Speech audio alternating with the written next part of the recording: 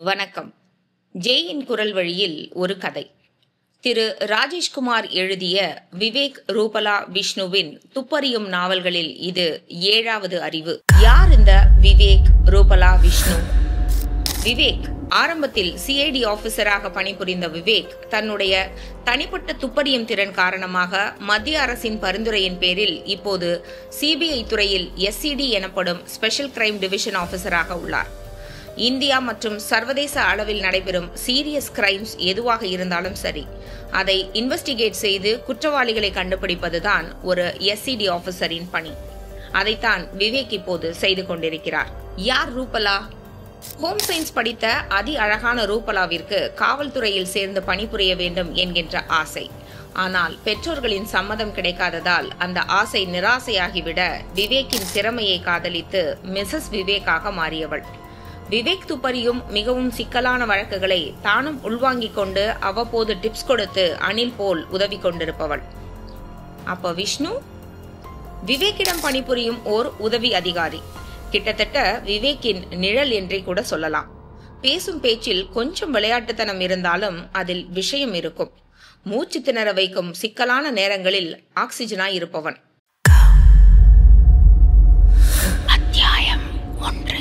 புறப்பட்டு வாடா. எங்க பாஸ்? ராஜா நமலைபுரத்தில் ஒரு பயாலஜிக்கல் மியூசியம் இருக்கே, தெரியுமா? தெரியாதே பாஸ். ஃபாத்திமா லேடிஸ் ஹாஸ்டல் தெரியுமா? அது தெரியுமே. கடந்த 10 வருஷ காலமா அந்த ஹாஸ்டல் வழியா எத்தனை தடவை போயிருப்பேன். அது ஹாஸ்டல் இல்ல பாஸ், தேவதைகளுக்கு சொர்க்கம். போர் அடித்தால் வந்து தங்கிட்டு போற புண்ணிய ஸ்தலம். டேய் தயிர் வட தடியா, அந்த ஃபாத்திமா ஹாஸ்டலுக்கு நேர் எதிரில் இருக்கிற கட்டிடம் தான் அந்த பயாலஜிக்கல் மியூசியம். வந்து சேரு. ஓ அதுவா பாஸ்? சாயம் போன மாதிரி காஃபி நிறத்துல இருக்குமே ஒரு கட்டிடம், அதுவா? அதேதான். என்ன பாஸ் திடீர்னு மியூசியத்துக்கு கூப்பிடுறீங்க? அங்க ஏதாவது பிரச்சனையா? பிரச்சனை எல்லாம் கிடையாது. அங்க ஒரு டான்ஸ் ப்ரோக்ராம் நடந்துட்டு இருக்கு, பார்த்துட்டு வரலாமேனு புறப்பட்டேன். உண்மையா பாஸ்? விஷ்ணு வாயை பிளப்பது செல்போனிலேயே தெரிய விவேக் தொடர்ந்தான். 1/2 மணி நேரத்துக்குள்ள நீ வரணும், இல்லன்னா உள்ள உன்னை அலோவ் பண்ண மாட்டாங்க. தோ வந்துட்டேன் பாஸ். தயிர் வடையும் காரா பூந்தியும் கேன்சல் பாஸ். என்னை விட்டுட்டு உள்ள போயிடாதீங்க. லேட் பண்ணாம வா சீக்கிரம். விவேக் செல்போனை அணைத்துவிட்டு ஷர்ட் பாக்கெட்டில் போட்டுக்கொண்டு மாருதி ஜென்னின் வேகத்தை அதிகப்படுத்தினான். நெரிசலான காலை போக்குவரத்தில் 20 நிமிஷ பயணம். மயிலாப்பூர் மந்தவெளியை சிரமமாய் கடக்க ராஜா அண்ணாமலைபுரம் வந்தது. மேலும் ஒரு 5 நிமிஷ பயணத்தில் பூவரசம் மரங்களுக்கு மத்தியில் ஒளிந்திருந்த அந்த பிரிட்டிஷ் கால காவி நிற கட்டிடம் உயிரியல் அருங்காட்சியகம் என்ற பெயர் பலகையோடு பார்வைக்கு கிடைத்தது.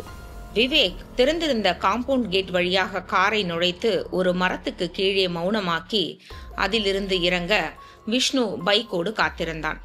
நெற்றி சுருங்கினான். டேய் எப்படிடா இவ்வளோ சீக்கிரத்துல வந்த? பறந்து வந்தேன் பாஸ்.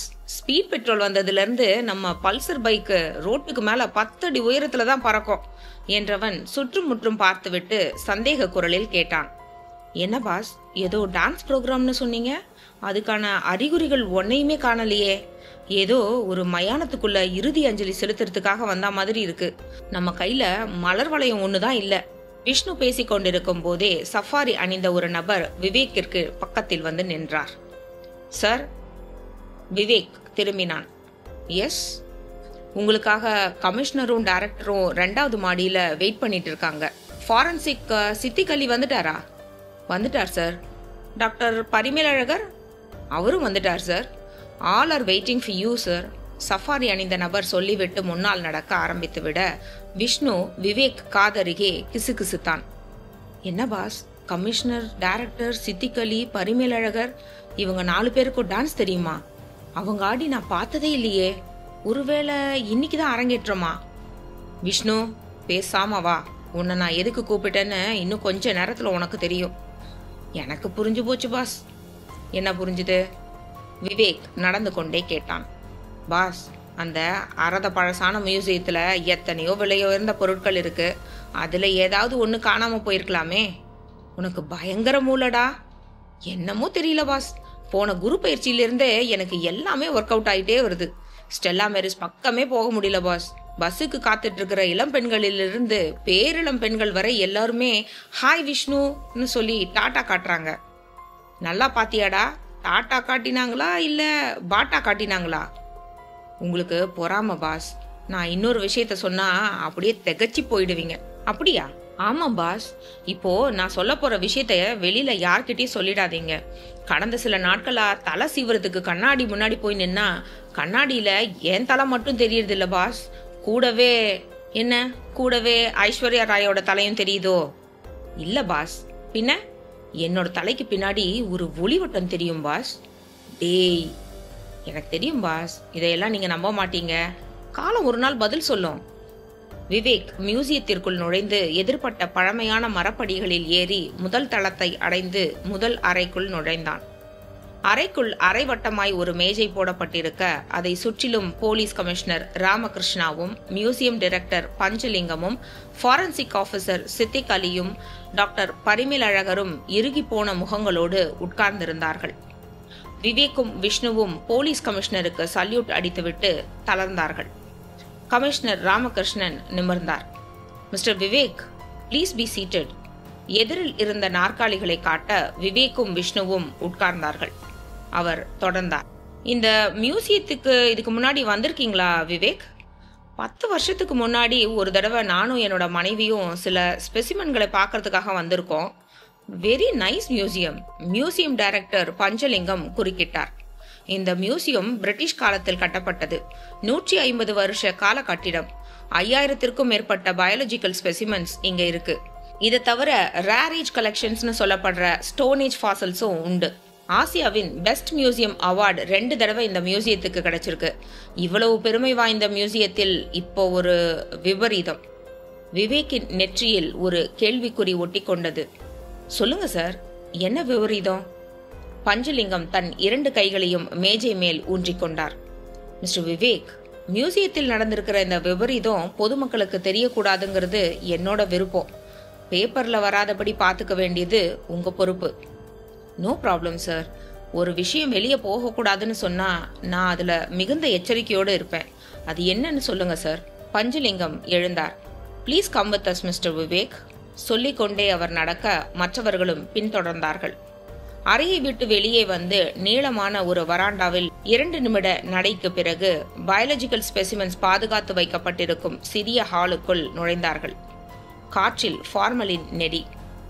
மர அலமாரிகளில் 2 அடி உயரத்தில் கண்ணாடி ஜாடிகள் தெரிய அவற்றுள் நிரப்பி வைக்கப்பட்டிருந்த ஃபார்மலின் திரவத்தில் பாடம் செய்யப்பட்ட ஸ்பெசிமென்கள் அசையாமல் மிதந்தன.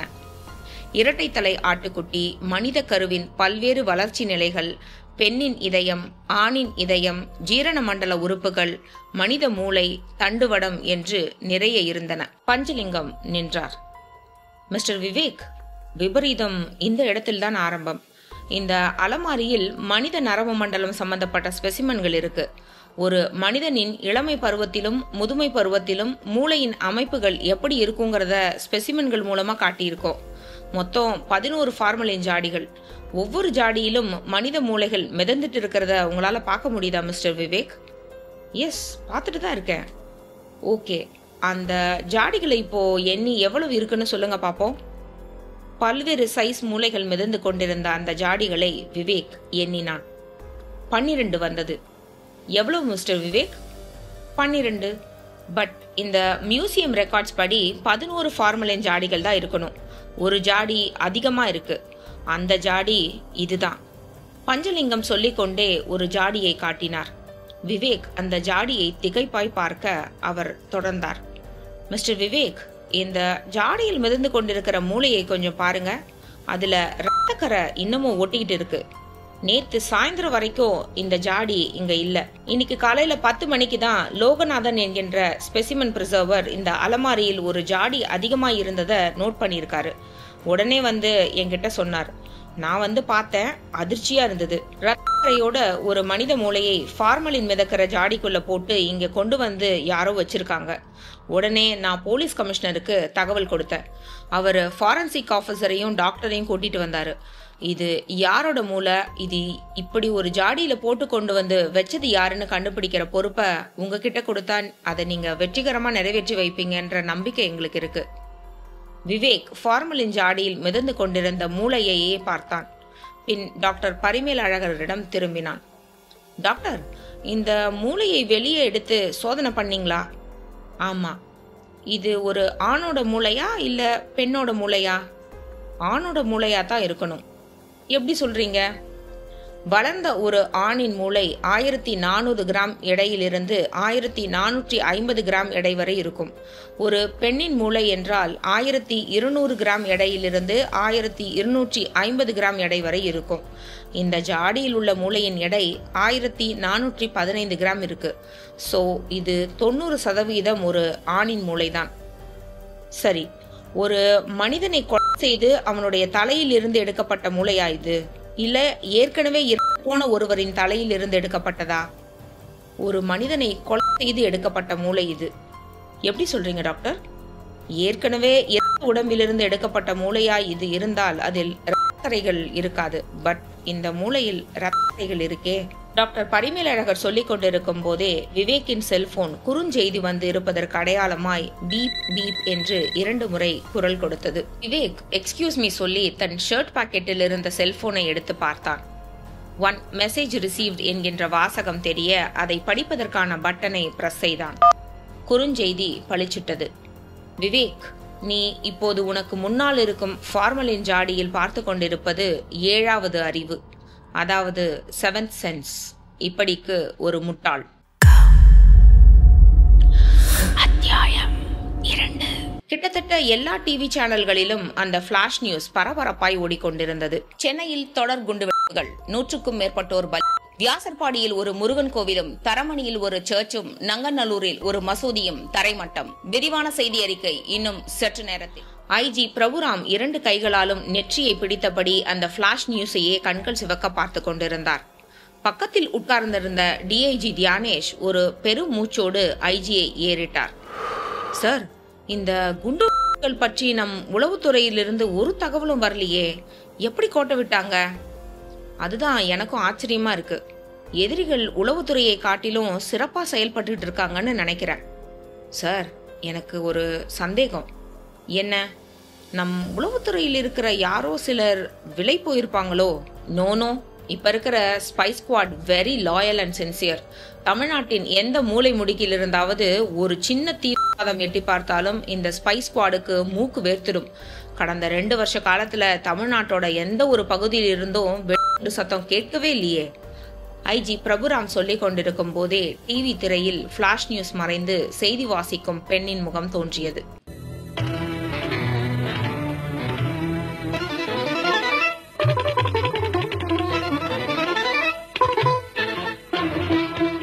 வணக்கம்.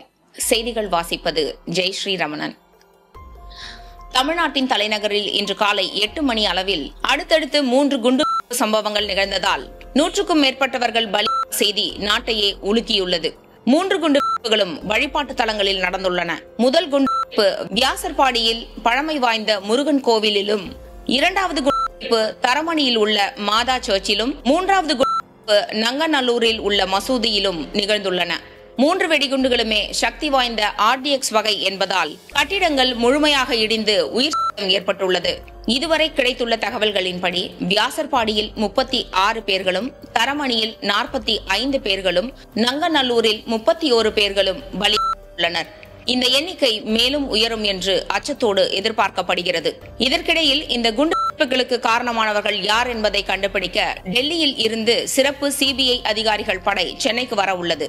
மேலும் டிவியில் செய்தி போய்க் கொண்டிருக்க மேஜையின் மேலிருந்த இன்டர்காம் நடுக்கமாய் ரிங்டோனை வெளியிட்டது. ஐஜி பிரபுராம் ரிசீவரை எடுத்தார். எஸ். மறுமுனையில் அவருடைய உதவியாளர் பேசினார். சார், உங்களை பர்சனலா பார்த்து பேசுறதுக்காக மாறமான ஒரு பூக்கார கிளவி வந்திருக்கா. விஷயம் என்னன்னு கேட்டீங்களா? கேட்டேன் சார், உங்ககிட்ட தான் சொல்லுவாளாம். சரி சரி, அனுப்புங்க.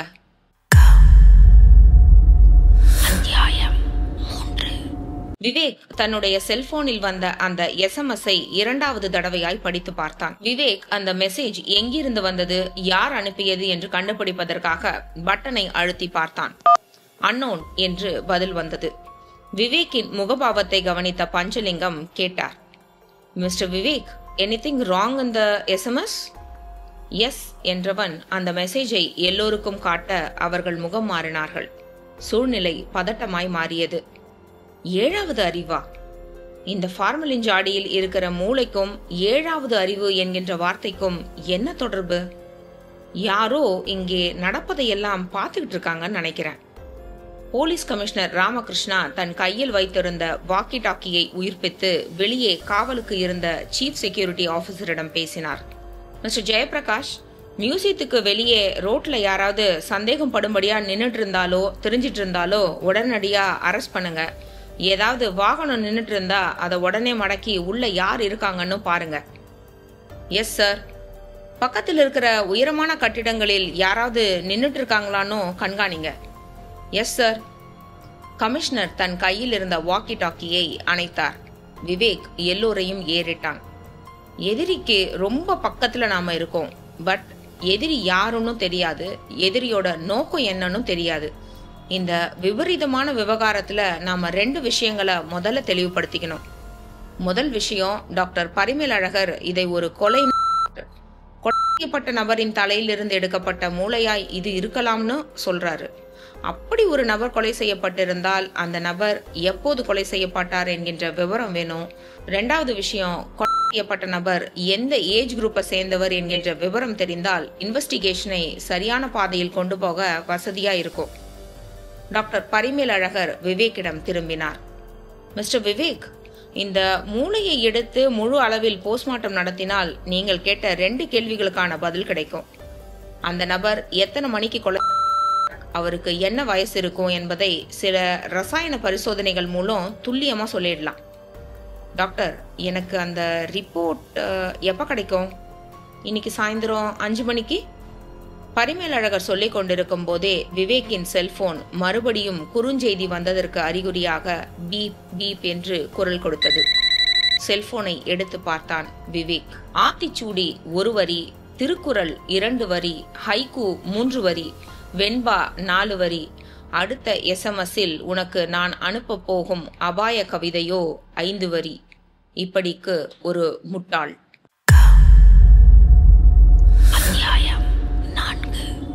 ஐஜி பிரபுராம் இன்டர்காம் ரிசீவரை அதனிடத்தில் வைத்துவிட்டு டிஐஜி தியானேஷை ஏறிட்டார். மாரம்மான்னு ஒரு பூக்கார கிழவி என்கிட்ட ஏதோ பேசணுமா, உள்ள அனுப்ப சொல்லியிருக்கேன். இது மாதிரியான நேரங்கள்ல நம்ம யாரையும் அலட்சியம் செய்யக்கூடாது. சிறு துரும்பும் பல்குத்த உதவுங்கிற பழமொழிய பெரியவங்க சும்மா சொல்லிட்டு போகல. பிரபுராம் சொல்லிக் கொண்டிருக்கும் போதே அந்த 70 வயது கிழவி அரைவாசலில் தெரிந்தாள். ஒடிந்து விழுவது போன்ற தேகத்தை ஒரு முரட்டு கைத்தறி சேலை சுற்றி இருந்தது. ஒட்டி உலர்ந்த கருத்த முகத்தில் கலவரம் தெரிந்தது. தலை பருத்தியாய் வெளுத்திருக்க காதுகளில் பழங்கால சிவப்பு கம்மல்கள் பளிச்சிட்டன. ஐயா, கும்பிடுறேன். கிழவி மாரம்மா குச்சி குச்சியாய் இருந்த தன்னுடைய விரல்களை ஒன்று சேர்த்து நெருக்கமாய் கும்பிட்டாள். பிரபுராம் கையசைத்தார். உள்ளே வாமா. மாரம்மா தயங்கி தயங்கி உள்ளே வந்தாள். கண்களில் ஒருவித மிரட்சி பரவி இருந்தது. ஐயா, உங்ககிட்ட ஒரு விஷயத்த சொல்லிட்டு போகலாம்னு வந்தேன். சொல்லு. சுற்றுமுற்றும் ஒரு தடவை பார்த்து கொண்ட மாரம்மா மெல்ல பேச்சை ஆரம்பித்தாள். ஐயா, நான் வியாசர்பாடியில் 30 வருஷ காலமா குடியிருக்கேன். எனக்கு பூ வியாபாரம். வியாசர்பாடி முருகன் கோவில் வாசல்ல தான் வியாபாரம் பண்ணிட்டு இருப்பேன். 2 நாளா எனக்கு உடம்பு முடியாததுனால வியாபாரத்துக்கு போகாம வீட்லயே இருந்துட்டேன். கொஞ்ச நேரத்துக்கு முந்திதான் வியாசர்பாடி முருகன் கோவில்ல வெடிகுண்டு வெடிச்சு நிறைய பேர் செத்து போயிட்டதா பேசிக்கிட்டாங்க. அதை கேட்டு நான் அப்படியே ஆடி போயிட்டேன். ஐயா, இதுக்கெல்லாம் யார் காரணம்னு தெரிஞ்சா உங்களுக்கெல்லாம் ரொம்பவும் ஆச்சரியமா இருக்கும். ஐஜி பிரபுராமும் டிஐஜி தியானேஷும் பதட்டமாய் தலைகளை உயர்த்தினார்கள். யார் காரணம் சொல்லு. கிழவி குரலை தாழ்த்தினாள். ஐயா, அந்த முருகர் கோவில்ல பரமசிவ குருக்கள்னு ஒருத்தர் இருக்காரு. 6 மாசத்துக்கு முன்னாடிதான் அந்த கோவில்ல அர்ச்சகரா சேர்ந்தாரு. கடந்த 10 நாட்களா அவரோட நடவடிக்கைகளை எனக்கு சந்தேகம் வந்தது. ராத்திரி 8 மணிக்கு மேல கோயில்ல கூட்டம் இல்லாத நேரமா பார்த்து அறிமுகம் இல்லாத ஆட்கள் சில பேர் வந்து பரமசிவ குருக்கள் கிட்ட பேசிட்டு போவாங்க. அப்படி பேசும்போது தூணுக்கு பின்னாடி போயிடுவாங்க, இல்லைன்னா கோவிலுக்கு பின்னாடி இருக்கிற நந்தவனத்துக்கு போயிடுவாங்க. கோவில் நட சாத்துற வரைக்கும் பேசிக்கிட்டே இருப்பாங்க. ஐஜியும் டிஐஜியும் ஒருத்தரை ஒருத்தர் பார்த்து கொண்டார்கள். பின் ஐஜி கிழவியிடம் நிமிர்ந்தார். இத நீ கோவில் நிர்வாகத்துக்கிட்ட சொல்லலையா? கோவில் நிர்வாகத்துக்கிட்ட சொல்லலிங்க ஐயா. ஆனா அதே கோவில்ல வேலை பார்த்துக்கிட்டு இருக்கிற சங்கரன் குருக்கள் கிட்ட சொன்னேன். அதுக்கு அவரு பரமசிவ குருக்கள் அவங்க ஊர்ல நிறைய பேர்கிட்ட கடன் வாங்கி ஓடி வந்தவராம். அவர் இங்க இருக்கிறத தெரிஞ்சுக்கிட்டு கடன்காரங்க ஒவ்வொருத்தரா வந்துட்டு போறதா சொன்னாரு. அதை கேட்டு நானும் அப்படியே இருக்கலாமோன்னு நினைச்சிட்டேன். அது உண்மை இல்லைன்னு இப்ப நீ நினைக்கிறியா? ஆமாங்க ஐயா. ஏன்னா கோயில்ல வெடிகுண்டு பரமசிவ குருக்கள் வீட்டுக்கு சாப்பிட போயிருந்தாரு. அந்த சமயத்துல கோயிலுக்குள்ள இருந்த சங்கரன் குருக்கள் தான் அந்த விபத்துல சிக்கிட்டாரு. நல்ல வேளையா பலத்த காயங்களோட உயிர் பழிச்சிட்டாரு. டிஐஜி தியானேஷ் குறுக்கிட்டு கேட்டார். நீ பரமசிவ குருக்கள் மேல் சந்தேகப்பட்டது வேற யாருக்கெல்லாம் தெரியும்? வேற யாருக்கும் தெரியாதையா. அந்த பரமசிவ குருக்களுக்கு வீடு எங்க?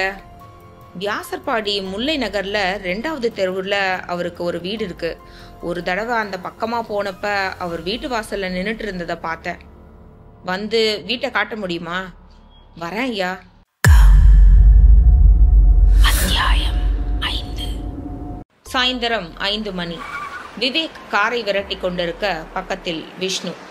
கடற்காற்று காருக்குள் புகுந்து இருவரையும் அலம்பி விட்டு போயிற்று.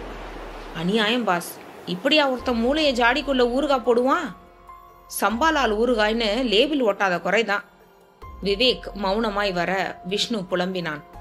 அவனுக்கு 7வது அறிவுன்னு ஒரு பேர் வேற. எதிரி நம்ம முதுகுக்கு பின்னாடி இருந்துகிட்டே எஸ்எம்எஸ் அனுப்பிட்டு இருக்கான். அந்த 5 வரி அபாய கவிதை எஸ்எம்எஸ்ல வந்ததா பாஸ்? இல்லடா, இன்னும் வரல. அந்த பரதேசிக்கு கவிதை எழுத மூடு வரல போல இருக்கு. விஷ்ணு பாஸ், அந்த 7வது அறிவு வார்த்தைய மனசுக்குள்ள அசை போட்டு பாத்தியா? பார்த்தேன் பாஸ். ஏதாவது ஸ்பாக்காச்சா? அந்த 7வது அறிவுங்கிற வார்த்தைய காலையில இருந்து அசை போட்டதுல நொற தள்ளிடுச்சு பாஸ். எதுவும் ஸ்பார்க் ஆகல. பொதுவா மிருகங்களுக்கு 5 அறிவுன்னு சொல்லுவாங்க, மனிதர்களுக்கு 6 அறிவுன்னு சொல்லுவாங்க. 7வது அறிவுன்னு சொன்னா அது யாரை குறிக்கும்னு தெரியலையே. பாஸ், உங்க கேள்விக்கு விட தெரியணும்னா ஒண்ணு கொலை செய்யப்பட்ட நபர் யாருன்னு தெரியணும், இல்லைன்னா கொலையாளி யாருன்னு தெரியணும். அது வரைக்கும் இந்த கேஸ்ல இருட்ட தடவிட்டு இருக்க வேண்டியதுதான். விவேக் யோசனையோடு காரை போக்குவரத்தில் விரட்டி GH போய் சேர்ந்த போது நேரம் 5:15. டாக்டர் பரிமேலழகர் அவருடைய அறையில் போஸ்ட்மார்ட்டம் ரிப்போர்ட்டோடு காத்திருந்தார். வாங்க மிஸ்டர் விவேக், உங்களுக்காக தான் வெயிட் பண்ணிட்டு இருக்கேன். அந்த பிரெயினோட PM ரிப்போர்ட் ரெடி. எதிரே இருந்த நாற்காலிகளில் விவேக்கும் விஷ்ணுவும் உட்கார்ந்தார்கள். ரிப்போர்ட் என்ன சொல்லுது டாக்டர்? அந்த மூளைக்குரிய நபர் நடுத்தர வயதை தாண்டியவரா இருக்கணும். அதாவது 45 வயசுல இருந்து 50 வயசுக்குள்ள. இது ஒரு உறுதியான ஸ்டேட்மெண்ட் தானே டாக்டர்? இல்ல வெறும் கெஸ் ஒர்க்கா? இல்ல, உறுதியான ஸ்டேட்மெண்ட் தான். ஒரு வயது முன்ன பின்ன இருக்கலாம், பட் கொலையான நபருக்கு நடுத்தர வயது தான். கொலை செய்யப்பட்ட நேரம்? மூளையில் இருந்த ரத்தத்தை கணக்கிட்டு பார்த்தப்போ 40 மணி நேரத்துக்கு முன்னால் ஒரு நபர் கொலை செய்யப்பட்டிருக்கக்கூடிய சாத்தியம் தெரிஞ்சுது. கொலை எப்படி செய்யப்பட்டிருக்கலாம்னு நினைக்கிறீங்க doctor? Maybe poison? Poison? Yes. அந்த மூளையின் திசுக்களை ரசாயன பரிசோதனைக்கு உட்படுத்தி பார்த்த போது அந்த திசுக்களில் விஷத்தோட அறிகுறிகள் தென்பட்டது. அது என்ன விஷயம்னு கண்டுபிடிக்கிறதுக்காக மும்பை ஃபாரன்சிக் கெமிக்கல் லேபுக்கு மூளையோட சாம்பிளை அனுப்பப்பட்டிருக்கு. ரிசல்ட் எப்போ கிடைக்கும் டாக்டர்? இன்னும் 2 நாள்ல. Any other important clues doctor? That's all. வேற எதுவும் சொல்லும்படியா இல்ல. டாக்டர், அந்த 7வது அறிவு வார்த்தையை பத்தி என்ன நினைக்கிறீங்க? அது ஒரு புதிரான வார்த்தை. உண்மையில் ஒரு மனிதனுக்கு 6 அறிவு மட்டுமே, 7வது அறிவு என்று கிடையாது. You are correct doctor. நானும் என்சைக்ளோபீடியாவை எடுத்து 7வது அறிவு என்கின்ற வார்த்தையை தேடி பார்த்தேன், கிடைக்கல. கம்ப்யூட்டர் இணையதளங்களிலும் தேடி பார்த்தேன், 7வது அறிவுங்கிற வார்த்தையை அங்கேயும் பார்க்கவே முடியல.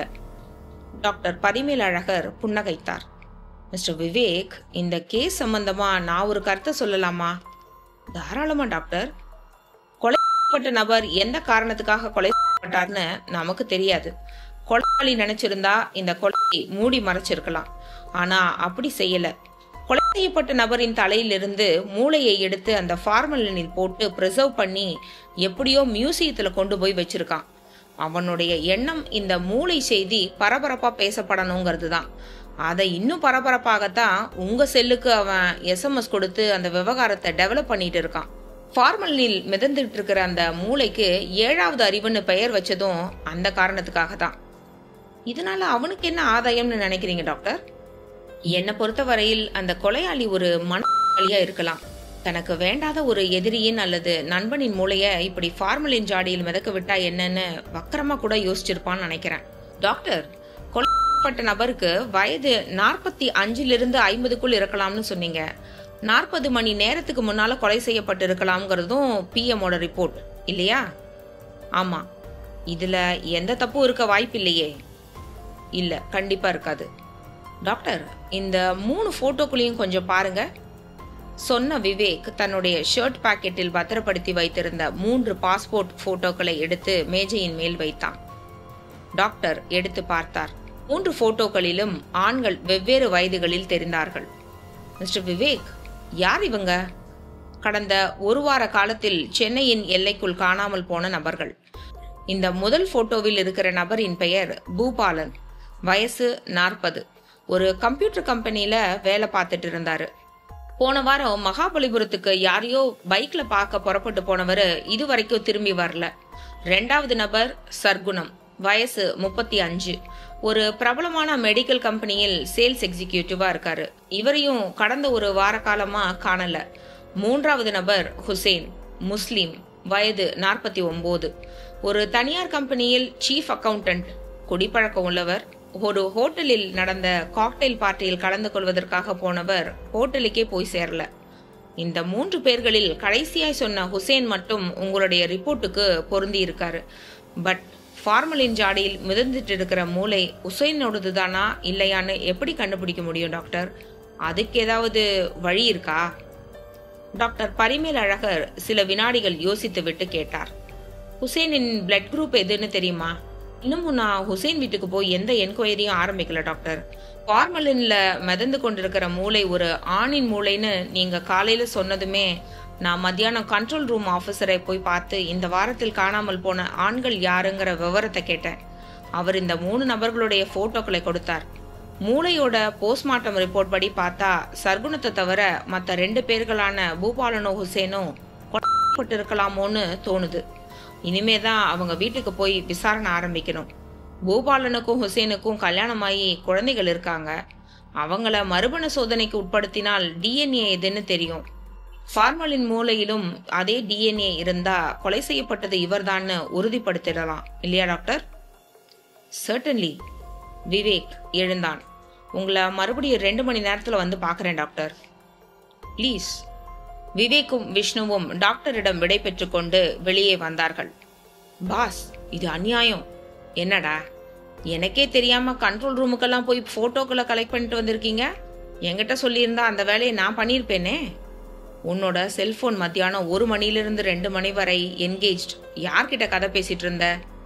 1 மணியிலிருந்து 2 மணி வரைக்குமா? பாஸ். ஆமாண்டா, சொல்லு. சாரி பாஸ், அந்த நேரத்தில் நான் லிங்கிச்செட்டி தெருவில் இருந்த ஒரு ஃபார்மா கெமிக்கல் கம்பெனிக்குள்ளே இருந்தேன். அந்த கம்பெனிக்குள்ளே யாரும் செல்ஃபோனை உபயோகிக்க கூடாதான். கேட்டிலேயே வாங்கி வச்சுட்டாங்க. நான் கம்பெனிக்குள்ளே போய் வெளியே வரும்போது மணி 2:15. காரை நோக்கி நடந்து கொண்டிருந்த விவேக் நின்றான். விஷ்ணுவை ஒரு வியப்பு பார்வை பார்த்தான். எந்த கம்பெனிக்கு போனேன்னு சொன்ன? ஃபார்மா கெமிக்கல் கம்பெனிக்கு. எதுக்குடா? பாஸ், ஸ்பெசிமன்களை பாதுகாக்க உதவுற ஃபார்மலின் திரவம் சென்னையில் விற்பனையாகக்கூடிய ஒரே இடம் ஃபார்மா கெமிக்கல் கம்பெனி தான். மூளையை ஃபார்மலின் திரவத்தில் மிதக்க விட்ட அந்த மகாபாதகன் அதை வாங்கியிருந்தா அந்த ஃபார்மா கம்பெனியில தான் வாங்கியிருக்கணும்னு நினச்சி தகவல்களை பொறுக்கிட்டு வர்றதுக்காக அங்கே போனேன். கடந்த 4-5 நாட்களுக்குள்ள ஃபார்மலின் வாங்க போனவங்க யார் யாருன்னு போலீஸ் அட்டையை காமிச்சு அவங்க கிட்ட இருந்து அட்ரஸ் எல்லாம் வாங்கியிருக்கேன். தனிப்பட்ட ஆட்களுக்கு ஃபார்மலின் தரதில்லையா. ஹாஸ்பிட்டல்களுக்கோ மெடிக்கல் காலேஜஸ்க்கோ மட்டும்தான் சப்ளைன்னு ஆரம்பத்தில் சொன்னாங்க. போக போக சில தனிப்பட்ட நபர்களுக்கும் கொடுத்ததா சொல்றாங்க. Very good. அந்த லிஸ்ட்டை கேட்டியா? கேட்டேன். அந்த நபர்கள் யாருன்னே தெரியாதுன்னு சொல்லிட்டாங்க பாஸ். ரீட்டைல் பிஸ்னஸ்க்கும் பில்லு போட மாட்டாங்களாம். அப்படின்னா போன காரியம் பெரிய முட்டை. இந்த விஷ்ணுவுக்கு முட்டை வாங்கி பழக்கம் இல்லை பாஸ், சென்டம் வாங்கி தான் பழக்கம். என்னதான் பண்ணின? அப்புறம் அந்த கம்பெனியோட அக்கௌண்டன்ட்டையே தனியாக கூட்டிட்டு போய் நம்ம தேசிய குணத்தை காட்டினேன் பாஸ். தேசிய குணமா? பாஸ், நம்ம இந்தியாவோட தேசிய பறவை மயில், தேசிய பிராணி புலி, தேசிய மலர் தாமரை, தேசிய குணம் லஞ்சம் பாஸ். ஆள் மடங்கிட்டானா? மடங்காம. நான் போலீஸ்னு அந்த ஆளுக்கு தெரியாது. 2 500 நோட்டுகளை கையில் வச்சதும் ராத்திரி 8 மணிக்கு இந்த பக்கமாக வாங்க, நான் லிஸ்ட்டு தரேன்னு சொல்லியிருக்கான். நீயும் பரவாயில்லடா, மத்தியானம் ஒரு உபயோகரமான காரியத்தை தான் பண்ணியிருக்க. லிஸ்ட்டு கண்டிப்பாக கிடைக்குமா? பாஸ், சிங்கத்தை கொஞ்ச முடியாது, இந்த விஷ்ணுவை மிஞ்ச முடியாது. பாம்பை பார்த்தா படையே நடுங்கும், இந்த விஷ்ணுவை பார்த்தா பாம்பே நடுங்கும் பாஸ். டேய், சாரி பாஸ், எனக்குள்ள இருக்கிற இன்னொரு விஷ்ணு கொஞ்சம் உணர்ச்சி வசப்பட்டு பேசிட்டான், நான் அவனை கண்டிச்சு வைக்கிறேன். விஷ்ணு சொல்லி கொண்டிருக்கும் போதே விவேக்கின் செல்போன் ரிங்டோனை வெளியிட்டது. எடுத்து அழைப்பது யார் என்று பார்த்தான். Police commissioner Ramakrishna. Good evening sir. Mister Vivek, இப்போ நீங்க எங்க இருக்கீங்க? டாக்டர் பரிமேல் அழகரை பார்த்துட்டு ஜிஹெச்ல இருந்து இப்பதான் வெளியே வந்துட்டு இருக்கேன். ஏன் சார், என்ன விஷயம்? நீங்க உடனே ஃபாரஸ்ட் காலேஜ் கேம்பஸ்க்கு வாங்க, நான் அங்க உங்களுக்காக வெயிட் பண்ணிட்டு இருக்கேன். Sir, anything important? Yes, very very important, please come. அத்தியாயம் 6. வாசற்பாடி முல்லை நகர் 2வது தெரு. மஃப்டியில் இருந்த டிஐஜி தியானேஷும் பூக்காரி மாரமாவும் தெருமுனையிலேயே காரிலிருந்து இறங்கிக் கொண்டார்கள். தெரு ஆட்கள் நடமாட்டம் இல்லாமல் வெறிச்சோடி போயிருக்க தியானேஷ் கேட்டார், அந்த பரமசிவ குருக்களோட வீடு எது? அதோ அந்த பச்சை பெயிண்ட் அடிச்ச ஜன்னல் தெரியுதே, அந்த வீடு தான்யா. சரி, நீ போயிடு, நான் பாத்துக்கிறேன். ஐயா, என்னோட பேரு வெளியே வந்துடக்கூடாது. வராது, கவலைப்படாம நீ போமா. மாரம்மா கும்பிடு ஒன்றை போட்டுவிட்டு எதிர் திசையில் நடந்து போய்விட தியானேஷ் வேஷ்டியை மடித்து கட்டிக்கொண்டு பரமசிவ குருக்களின் வீட்டை நோக்கி நடந்தார். 1 நிமிஷ நடையில் வீடு வந்து சேர்ந்தது. லேசாய் திறந்து கிடந்த சிறிய காம்பவுண்ட் கேட்டை திறந்து கொண்டு உள்ளே போய் சாத்தியிருந்த கதவுக்கு முன்பாய் நின்று பக்கவாட்டில் காலிங் பெல்லை தேடினார். கிடைத்தது. பிடித்த அரை நிமிஷ நேரத்திற்கு பிறகு கதவு திறந்தது. காதுகளில் சிவப்பு கடுக்கன், தலையில் அடர்த்தியான குடுமியோடு பஞ்சகச்ச வேட்டியில் இருந்தான் அந்த இளைஞன். தியானேஷ் கேட்டார், இங்க பரமசிவ குருக்கள்ங்கிறது? நான் தான். வர 23ஆம் தேதி வீட்டுல ஒரு கணபதி பூஜை பண்ணணும், நீங்க வந்து நடத்தி கொடுக்க முடியுமா? மன்னிக்கணும், நான் வீட்டுல நடக்கிற விசேஷங்களுக்கு வரதில்ல. என்னோட பூஜை புனஸ்காரங்கள் எல்லாம் கோயிலோட சரி. நீங்க வேற யாரையாவது போய் பாருங்க. பார்த்துட்டேன், அந்த தேதியில எல்லாருமே பிஸி, சரியான முகூர்த்தம். நீங்க வந்தா பரவாயில்ல, நீங்க கேட்குற பணம் கொடுத்துடுறேன். மறுபடி மன்னிக்கணும், நான் வரதுக்கு இல்லை. இப்படி சொன்னா எப்படி குருக்களே? நீங்க சாஸ்திரம் படிச்சவங்க, கணபதி பூஜைக்கு கூப்பிட்டா மாட்டேன்னு சொல்லலாமா? ஒரு தடவை சொன்னா உங்களுக்கு புரியாதா? வர முடியாதுன்னு சொன்னா படி இறங்கி போக வேண்டியது தானே? தியானேஷ் அந்த இளைஞனையே இமைக்காமல் 10 வினாடி பார்க்க அவன் எரிச்சலானான். என்ன பாக்குறீங்க? உங்களுக்கு சொந்த ஊர் ஸ்ரீரங்கமா? இல்ல, சீர்காழி. எதுக்கு கேக்குறீங்க? ஒண்ணுமில்ல, உங்களை எங்கேயோ பார்த்த மாதிரி இருக்கு. எனக்கு சொந்த ஊர் ஸ்ரீரங்கம், அதான் கேட்டேன். கணபதி பூஜைக்கு வரதை பத்தி கொஞ்சம் கன்சிடர் பண்ணுங்களேன். நீங்க எத்தனை தடவை கேட்டாலும் என்னோட பதில் வர முடியாதுங்கிறது தான். தொல்லை பண்ணாம போயிட்டு வாங்க. சரி, குடிக்க கொஞ்சம் தண்ணி வேணும், கொடுக்க முடியுமா? என்று தலையசைத்து விட்டு உள்ளே போனான் இளைஞன். உள்ளே போய் பாட்டிலில் இருந்து தண்ணீரை டம்ளரில் வார்த்து கொண்டு திரும்பியவன் தியானேஷ் வீட்டிற்குள் வந்து ஒரு நாற்காலியில் உட்கார்ந்திருப்பதை பார்த்ததும் பதட்டமானான். கோபத்தில் படபடத்தான். என்ன உள்ளே வந்துட்டீங்க? ஏன் வந்தா என்ன? தியானேஷ் கேட்க அவன் முறைத்தான். உங்க பேச்சு சரியில்லையே. நீங்க மட்டும் சரியா? என்ன என்ன சொல்ல வரீங்க? நீங்க கோயில்ல பூஜை செய்யற குருக்கள் தானே? ஆமா. அதுக்காக நீங்க சுத்தபத்தமா இருக்கணும் இல்லையா? ஆமா. இந்த வீட்டுல உங்களை தவிர வேற யாராவது இருக்காங்களா? இல்லையே. அப்படின்னா அந்த கட்டிலுக்கு கீழே இருக்கிற சிவாஸ்ரீகள் விஸ்கி பாட்டில் உங்களோடது தானே? இளைஞன் முகம் கோபத்தால் சிவந்தது. இத பார், இதெல்லாம் உனக்கு வேண்டாத வேலை. என் வீட்டுல நான் எப்படி வேணாலும் இருப்பேன். நீ உன்னோட வேலையை பார்த்துட்டு போ. தியானேஷ் சிரித்தார். என்னோட வேலையே உன்னை மாதிரியான ஆட்கள் என்ன செய்யறாங்கன்னு பாக்குறது தான். நீ அவ்வளவு நல்லவன் இல்லைங்கிறது இந்த விஸ்கி பாட்டிலே சாட்சி. இன்னும் இந்த வீட்டுக்குள்ள என்னென்ன இருக்குன்னு நான் பார்க்கணும். கொஞ்சம் ஒத்துழைப்பு தெரியா? தியானேஷ் சொல்லி கொண்டிருக்கும் போதே அந்த இளைஞன் தன் பஞ்சகச்ச வேட்டியின் மடிப்புக்குள் கையை கொண்டு போய் 1/2 அடி நீளத்தில் பளபளப்பாய் குரோமியம் உடம்போடு மின்னிய அந்த நவீன லேசர் பிஸ்டலை எடுத்தான். அத்தியாயம் 7. விவேக்கும் விஷ்ணுவும் பரங்கிமலைக்கு பக்கத்தில் இருந்த ஃபாரஸ்ட் காலேஜ் போய் சேர்ந்த போது சுற்றுமுற்றும் லேசாய் இருட்ட ஆரம்பித்தது. காலேஜ் வளாகத்தில் டியூப்லைட்டுகள் பளிச்சின்றன. கல்லூரி dean Sivasankar, police commissioner Ramakrishna இருவரும் இறுகி போன முகங்களோடு வராண்டாவிலேயே பார்வைக்கு கிடைத்தார்கள். வாங்க மிஸ்டர் விவேக். சார், என்ன பிரச்சனை? நாம எதிர்பாராத ஒரு சம்பவம். என்ன? வாங்க காட்டுறேன். ராமகிருஷ்ணா நடக்க ஆரம்பித்து விட விவேக்கும் விஷ்ணுவும் பின்தொடர்ந்தார்கள். ஒரு நிமிட நிசப்தமான நடைக்கு பின் அந்த அறைக்குள் நுழைந்தார்கள். ஸ்பெசிமன் அறை. நீளமான மேஜைகளில் ஃபார்மலின் நிரம்பிய கண்ணாடி ஜாடிகள் வரிசையாய் தெரிய அதில் காட்டு மிருகங்களின் உள்ளுறுப்புகள் வெளுத்து போய் மிதந்தன. ராமகிருஷ்ணா ஒரு மேஜைக்கு முன்பாய் போய் நின்றார். மிஸ்டர் விவேக், இந்த மேஜைகளில் இருக்கிற ஒவ்வொரு கண்ணாடி ஜாடியையும் பார்த்துக்கிட்டே வாங்க.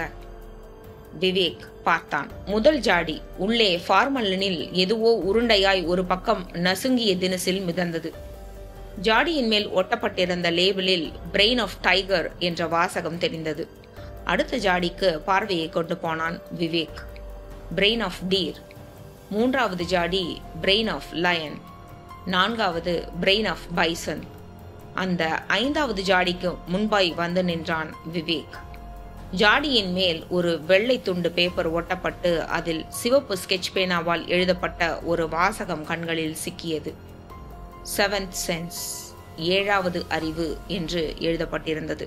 ஜாடியில் நிரம்பியிருந்த ஃபார்மலனில் மனித மூளையொன்று அப்போதுதான் பறித்து எடுத்த மாதிரி இரத்த கரைகளோடு மிதந்து கொண்டிருந்தது.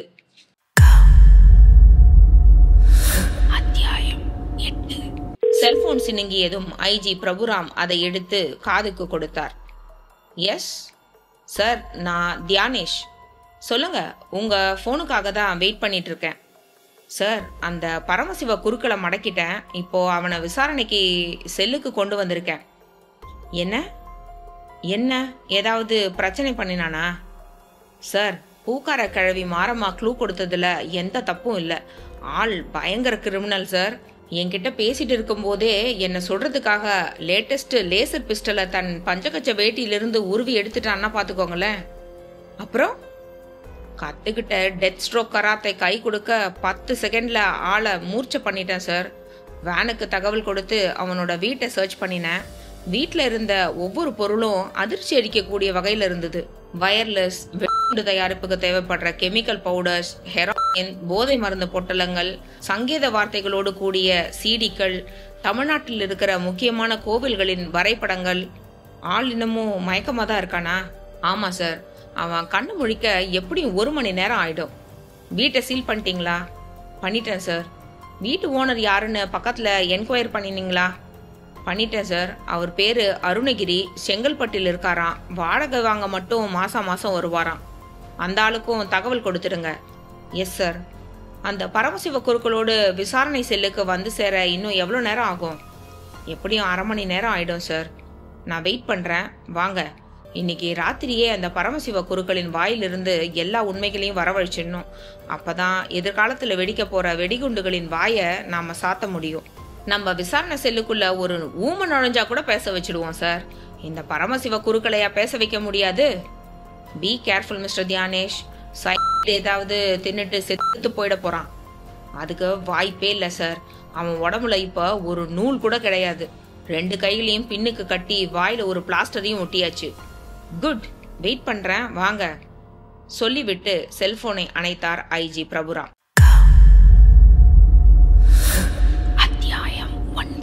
விவேக் ஃபார்மலில் மிதந்து கொண்டிருந்த அந்த மனித மூளையை பார்த்து அதிர்ந்து கொண்டிருக்கும் போதே அவனுடைய செல்போனில் SMS வந்ததற்கு அறிகுறியாக பீப் பீப் சத்தம் கேட்டது. எடுத்து பார்த்தான். 1 மெசேஜ் ரிசீவ்ட். பட்டனை தட்டிவிட்டு செல்போனின் ஸ்கிரீனை பார்க்க அதில் வரிகள் ஓடியிருந்தது. படித்தான். விவேக், 5 வரியில் ஒரு அபாய கவிதையை SMSல் அனுப்புவதாக சொல்லியிருந்தேன். அந்த அபாய கவிதையை இப்போது நீ நேரில் பார்த்து கொண்டிருக்கிறாய். இதோ அந்த 5 வரி கவிதை. எலும்பு கோட்டைக்குள் பத்திரமாய் நீச்சல் அடித்துக் கொண்டிருந்த சாம்பல் ரோஜாவே, உன்னை இப்படி கண்ணாடி ஜாடிக்குள் ஃபார்மலில் நீந்த வைத்ததற்காக மன்னிக்க வேண்டுகிறேன். விவேக் அந்த SMSஐ கமிஷனர் ராமகிருஷ்ணாவுக்கு காட்டினான். அவர் அதை படித்துவிட்டு முகம் இறுகினார். விவேக், இந்த எஸ்எம்எஸ் எங்க இருந்து வருதுன்னு கண்டுபிடிக்க முடியலையா? முடியல சார். அது ஒரு தவறான முகவரி தரப்பட்டு ப்ரீபெய்டு எண். நானும் எவ்வளவோ ட்ரை பண்ணி பார்த்துட்டேன். யாரோ திட்டம் போட்டு டார்ச்சர் பண்றாங்க. போலீஸோட நடவடிக்கைகளை உன்னிப்பா ஃபாலோ பண்ணிட்டு இருக்காங்க. கல்லூரி டீன் சிவசங்கர் அரண்டு போனவராய் விவேக்கை பார்த்தார். மிஸ்டர் விவேக், இந்த விபரீத சம்பவம் கல்லூரியில இருக்கிற யாருக்கும் தெரியாது. எனக்கும் இந்த ஸ்பெசிமன் ஹாலை மெயின்டைன் பண்ற ஒரு ஊழியருக்கு மட்டும்தான் தெரியும். தயவு பண்ணி பேப்பருக்கு இந்த நியூஸ் போகாதபடி பார்த்துக்கணும். இந்த பாதக செயலை பண்ணின கொலையாளிய சீக்கிரமா கண்டுபிடிக்கணும். விவேக் ஒரு பெருமூச்சோடு நிமிர்ந்தான். சார், இது 2வது சம்பவம். முதல் சம்பவத்துல இப்பதான் யூஸ்ஃபுல்லா 2-3 க்ளூ கிடைச்சிருக்கு. அந்த க்ளூக்களை வச்சுக்கிட்டு இன்வெஸ்டிகேட் பண்ணலாம்னு நானும் விஷ்ணுவும் பேசிட்டு இருந்தோம். மறுபடியும் அந்த மாதிரி ஒரு சம்பவம். யாருக்கு யார் மேல என்ன கோவம்னு தெரியல. இப்படிப்பட்ட பயங்கரங்களை பண்ணியிருக்காங்க. பை த பை, இந்த ஸ்பெசிமன்களை எல்லாம் மெயின்டைன் பண்ற ஊழியர் யாரு? அவரை நான் பார்க்கணும். டீன் சிவசங்கர் அந்த ஹாலின் இடது பக்கமாய் திரும்பி பார்த்து, ராகவன் என்று குரல் கொடுக்க அந்த இளைஞன் வியர்த்த முகமாய் பக்கத்தில் வந்தான். சார், விவேக் கேட்டான். ராகவன், இந்த ஹாலை மெயின்டைன் பண்றது நீங்க மட்டும்தானா, இல்ல உங்களுக்கு உதவியா வேற யாராவது இருக்காங்களா? நான் மட்டும்தான் சார். மூளை மிதக்கிற இந்த ஃபார்மலின் கண்ணாடி ஜாடிய எப்ப பாத்தீங்க? 1 மணி நேரத்துக்கு முன்னாடி சார். பொதுவா இந்த ஹாலுக்குள்ள யாரும் வரமாட்டாங்க. நான் கேன்டீனுக்கு போய் ஏதாவது சாப்பிட்டு வரணும்னா கதவை லேசா சாத்திட்டு போவேன் சார். சாயந்தரம் 6 மணிக்கு மேலதான் ஹாலில் இருக்கிற எல்லா ஜன்னல்களையும் அடைச்சிட்டு மெயின் டோரையும் லாக் பண்ணுவேன். உங்களுக்கு யார் மேலேயாவது சந்தேகம் இருக்கா? நாங்க யார் மேல சந்தேகப்பட முடியும்? ராகவன் அழுகிற குரலில் சொல்லிக் கொண்டிருக்கும் போதே கல்லூரி வராண்டாவில் ஏதோ சத்தம் கேட்டது. யாரோ 2 பேர் உரத்த குரலில் வாக்குவாதம் செய்து கொண்டிருந்தார்கள். சிவசங்கர் வேகமாய் ஹாலை விட்டு வெளியேறி வராண்டாவை எட்டி பார்த்தார். கல்லூரி பியூன் குருசாமி ஒரு பெண்ணிடமும் ஒரு இளைஞனிடமும் கோபமாய் வாக்குவாதம் செய்து கொண்டிருந்தான். உள்ள யாரும் போக முடியாது சார். நான் டீன் கிட்ட பேசணும். அவரு வீட்டுக்கு கிளம்புற நேரம் சார். இன்னைக்கு அவரை பார்க்க முடியாது. போயிட்டு வாங்க. உள்ள வேற யார் யாரெல்லாம் இருக்காங்க? எனக்கு தெரியாது சார். போலீஸ் கமிஷனர் ராமகிருஷ்ணா இருக்காரா? எனக்கு தெரியாது. கிரைம் பிரான்ச் ஆபீசர் விவேக் வந்திருப்பாரே. ஏன் சார் என்னோட உயிரை வாங்குறீங்க? உள்ள யாரும் இல்லைன்னு சொன்னா சரின்ட்டு போக வேண்டியது தானே? சிவசங்கர் குரல் கொடுத்தார். முனுசாமி, அங்க என்ன சண்டை? யார் அவங்க? சிவசங்கர் குரலை கேட்டதுமே திரும்பி பார்த்த அந்த இளைஞனும் பெண்ணும் முனுசாமியை தள்ளிவிட்டு வேக வேகமாய் ஓடி வந்தார்கள். Sir, good evening sir. உங்களை பார்க்க தான் வந்தோம். யார் நீங்க? Press reporter sir. எதிரொலி பத்திரிகையிலிருந்து வரோம். என்ன விஷயம்? கொஞ்ச நேரத்துக்கு முந்தி ஒரு ஃபோன் கால் வந்தது சார். பேசின நபர் தான் யாருன்னு சொல்லாம ஒரு விஷயத்த சொன்னான். எங்களுக்கு அது புரியல. அது சம்பந்தமா உங்ககிட்ட பேசிட்டு போகலாம்னு வந்தோம். ஃபோன்ல பேசினவன் என்ன சொன்னான்? ஃபாரஸ்ட் காலேஜ் ஸ்பெசிமன் கலெக்ஷன் ஹால்ல ஃபார்மலின் கண்ணாடி ஜாடியில் 7வது அறிவு மிதந்துட்டு இருக்கு, போய் பாருங்க, போட்டோ எடுத்து பத்திரிக்கையில போடுங்கன்னு சொன்னான். 7வது அறிவா? அப்படின்னா என்னன்னு கேட்டோம். காலேஜ் டீன் சிவசங்கரை போய் கேளுங்க, அவர் விளக்கமா சொல்லுவார்னு சொன்னான். அதான் சார் வந்தோம். சிவசங்கர் படபடத்தார். எவனும் போன்ல எதையாவது சொன்னா அதை வேத வாக்கா எடுத்துட்டு வந்துடுறதா? இங்க 7வது அறிவும் கிடையாது, 8வது அறிவும் கிடையாது. போங்க. அந்த பெண் புன்னகைத்தாள். சார், பிரஸ் பீப்புள் கிட்ட பொய் சொல்லாதீங்க. உங்க காலேஜுக்கு போலீஸ் கமிஷனர் ராமகிருஷ்ணாவும் கிரைம் பிரான்ச் ஆபீசர் விவேக்கும் வந்திருக்காங்க. அவங்க 2 பேரும் இங்க வந்திருக்காங்கன்னா உங்க காலேஜ்ல ஏதோ பிரச்சனைன்னு தானே அர்த்தம். ஃபோன் எங்களுக்கு மட்டும் வரல சார். சென்னையில் இருக்கிற எல்லா பத்திரிகைகளுக்கும் அந்த நபர் ஃபோன் பண்ணி எல்லாரும் ஃபாரஸ்ட் காலேஜுக்கு போங்க, ஃபார்மலின் ஜாடியில் 7வது அறிவு மிதந்துட்டு இருக்குன்னு சொல்லியிருக்கான். எல்லா பிரஸ் பீப்புளும் இப்போ உங்க காலேஜ் நோக்கி தான் வந்துட்டு இருக்காங்க.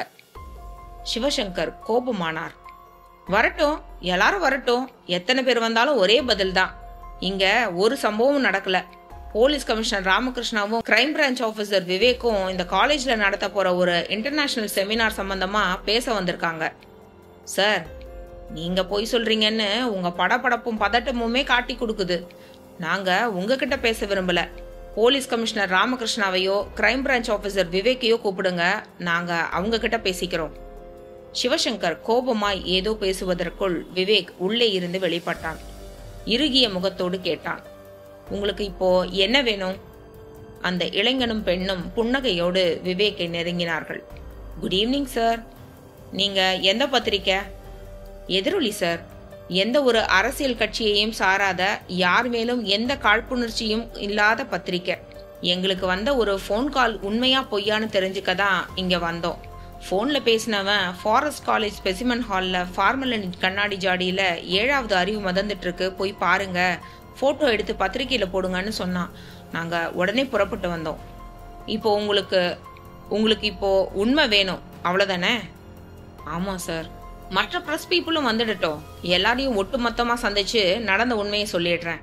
அதுக்கு முன்னாடி உங்க எல்லார்கிட்டே இருந்தும் எனக்கு ஒரு உறுதிமொழி வேணும். என்ன உறுதிமொழி சார்? எல்லா பிரஸ் பீப்புளும் வரட்டும், சொல்றேன். அத்தியாயம் 10. நள்ளிரவு 1:45. ஐஜி பிரபுராமிற்கு முன்பாக நனைந்த உடம்பும் தூக்கம் கெட்ட கண்களுமாய் வந்து நின்றார் டிஐஜி தியானேஷ். சார், என்ன அந்த பரமசிவ குருக்கள் வாயை திறந்து ஏதாவது சொன்னானா? ஒரு வார்த்தை கூட அவன் வாயிலிருந்து வரல சார். இனிமே அவனை அடிச்சா சார், மண்டை உடஞ்சு ரத்தம்னா கூட ரத்தத்தை தொடச்சிட்டு சிரிக்கிறான். உடம்ப பாறை மாதிரி வச்சிருக்கான் சார். 2 லட்டி உடஞ்சிடுச்சு. அவனோட வயத்தை பூட்ஸ் காலில் எட்டி உதைச்சாலும் ஒரு சின்ன அலறல் கூட இல்லை. மொத்தத்துல அவன் மனுஷ ஜென்மமே கிடையாது சார். அரக்கன், யாருக்குமே எதுக்குமே பயப்படாத அரக்கன். எப்படி வலியை தாங்கிக்கிறான்? அதான் சார் புரியல. டாக்டர் மைக்கேலுக்கு ஃபோன் பண்ணியிருக்கேன். அவர் வந்து டெஸ்ட் பண்ணி பார்த்தா உண்மை தெரிஞ்சிடும். மிஸ்டர் தியானேஷ், இந்த பரமசிவர் குருக்கள் வாயிலிருந்து எவ்வளவு சீக்கிரத்தில் உண்மைகளை வரவழைக்கிறோமோ அவ்வளவு சீக்கிரம் நல்லது. டாக்டர் மைக்கேல் எப்போ வராருன்னு சொன்னீங்க? ஒரு 20 நிமிஷத்துல வந்துருவார் சார்.